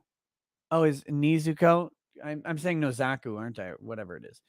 It's because it's spelled wrong. D.H. DeVillian says, just wanted to say thank you. You posted my buddy's GoFundMe back in 2019 when he lost his job. You beautiful bastards floated him through until he got another job. He just signed on his own house today. Thank you for following up. Thank you for following up. That is so cool. Look, guys, when we share GoFundMes and stuff and people respond, it impacts lives. And a lot of times we don't get to see it. It's really great to see that happen. So that's cool. Thanks, man. Your emperor is dead. Lamau says, have you tried Caol Isla whiskey? No. Caol, C-A-O-L, Isla whiskey has to be my personal favorite. I definitely recommend take it from a Highlander. Lamau, love the channel. I'll look for it. I've never seen it around here, but sometimes I go to the cities and there's some bigger shops. I'll check it. I'll check for it. No one important says, just want to say last night was hilarious. Drunk Flash trying to fight everyone, including you, was both annoying yet hilarious. Thanks for the laughs. It took him 5 hours to read those super chats. I'm pretty sure. It was insane. Jonathan Prezios says, just so people know, A lot of times YouTube will show you are unsubbed, but you actually are subbed. When you see it looks like you're unsubbed, when you click it, you unsub yourself or the notification asks if you want to. Crazy. Crazy. Jason the Great Awakening says, can we all just simplify things by banning Karens and all Karen-like simpy behavior? They should be put to the sword. WHMW says, could you confirm and analyze what Eastman's legal memo stated about the 12th Amendment regarding Jan 6? Memo said Vice President Pence's ability to could deny electors. Can you please email me that question? I'm going to forget that question. I'd be happy to read it. I don't know that I don't know that the VP has the ability to deny electors. There's a question about what the VP's power is in that situation, but I think it's unanswered. I think that's the actual answer there is we don't really know. But email it to me and I can try and look at the actual memo. Because that's the thing. If he's got a memo and he's got some citations, we could check them out. Dominal 1989 says, it's bad over here in Washington. State employees lost their suit over the mandates. My union is doing everything they can to try and stop ours, but it seems futile. I have 2 young kids and can't lose my job. Yeah, it's tough, man. Some people are going to have to make really hard choices. Mandy Carvicus says, I just Googled you. Who is Greg Doucette? Greg, well, there's 2. There's Greg Doucette, the bodybuilder, and that is not the person. That's like a YouTube channel with like 3 million subscribers. He does bodybuilding. The Greg Doucette you're probably talking about is a bankrupt lawyer in North Carolina who went bankrupt after running for Congress as a Republican, but being a complete pile of trash, who literally tweeted too much. He tweeted so much that it killed his political campaign. He's a weirdo. I don't know what else to say. Thinks he's lawyer Jesus. And again, it's important to remind people that as lawyer Jesus went bankrupt because he wasn't able to actually run a law practice profitably. Not saying that everybody's law practice needs to be profitable, but you should have your law practice sustain you. If you're going to come out and act like you are the authority on legal issues.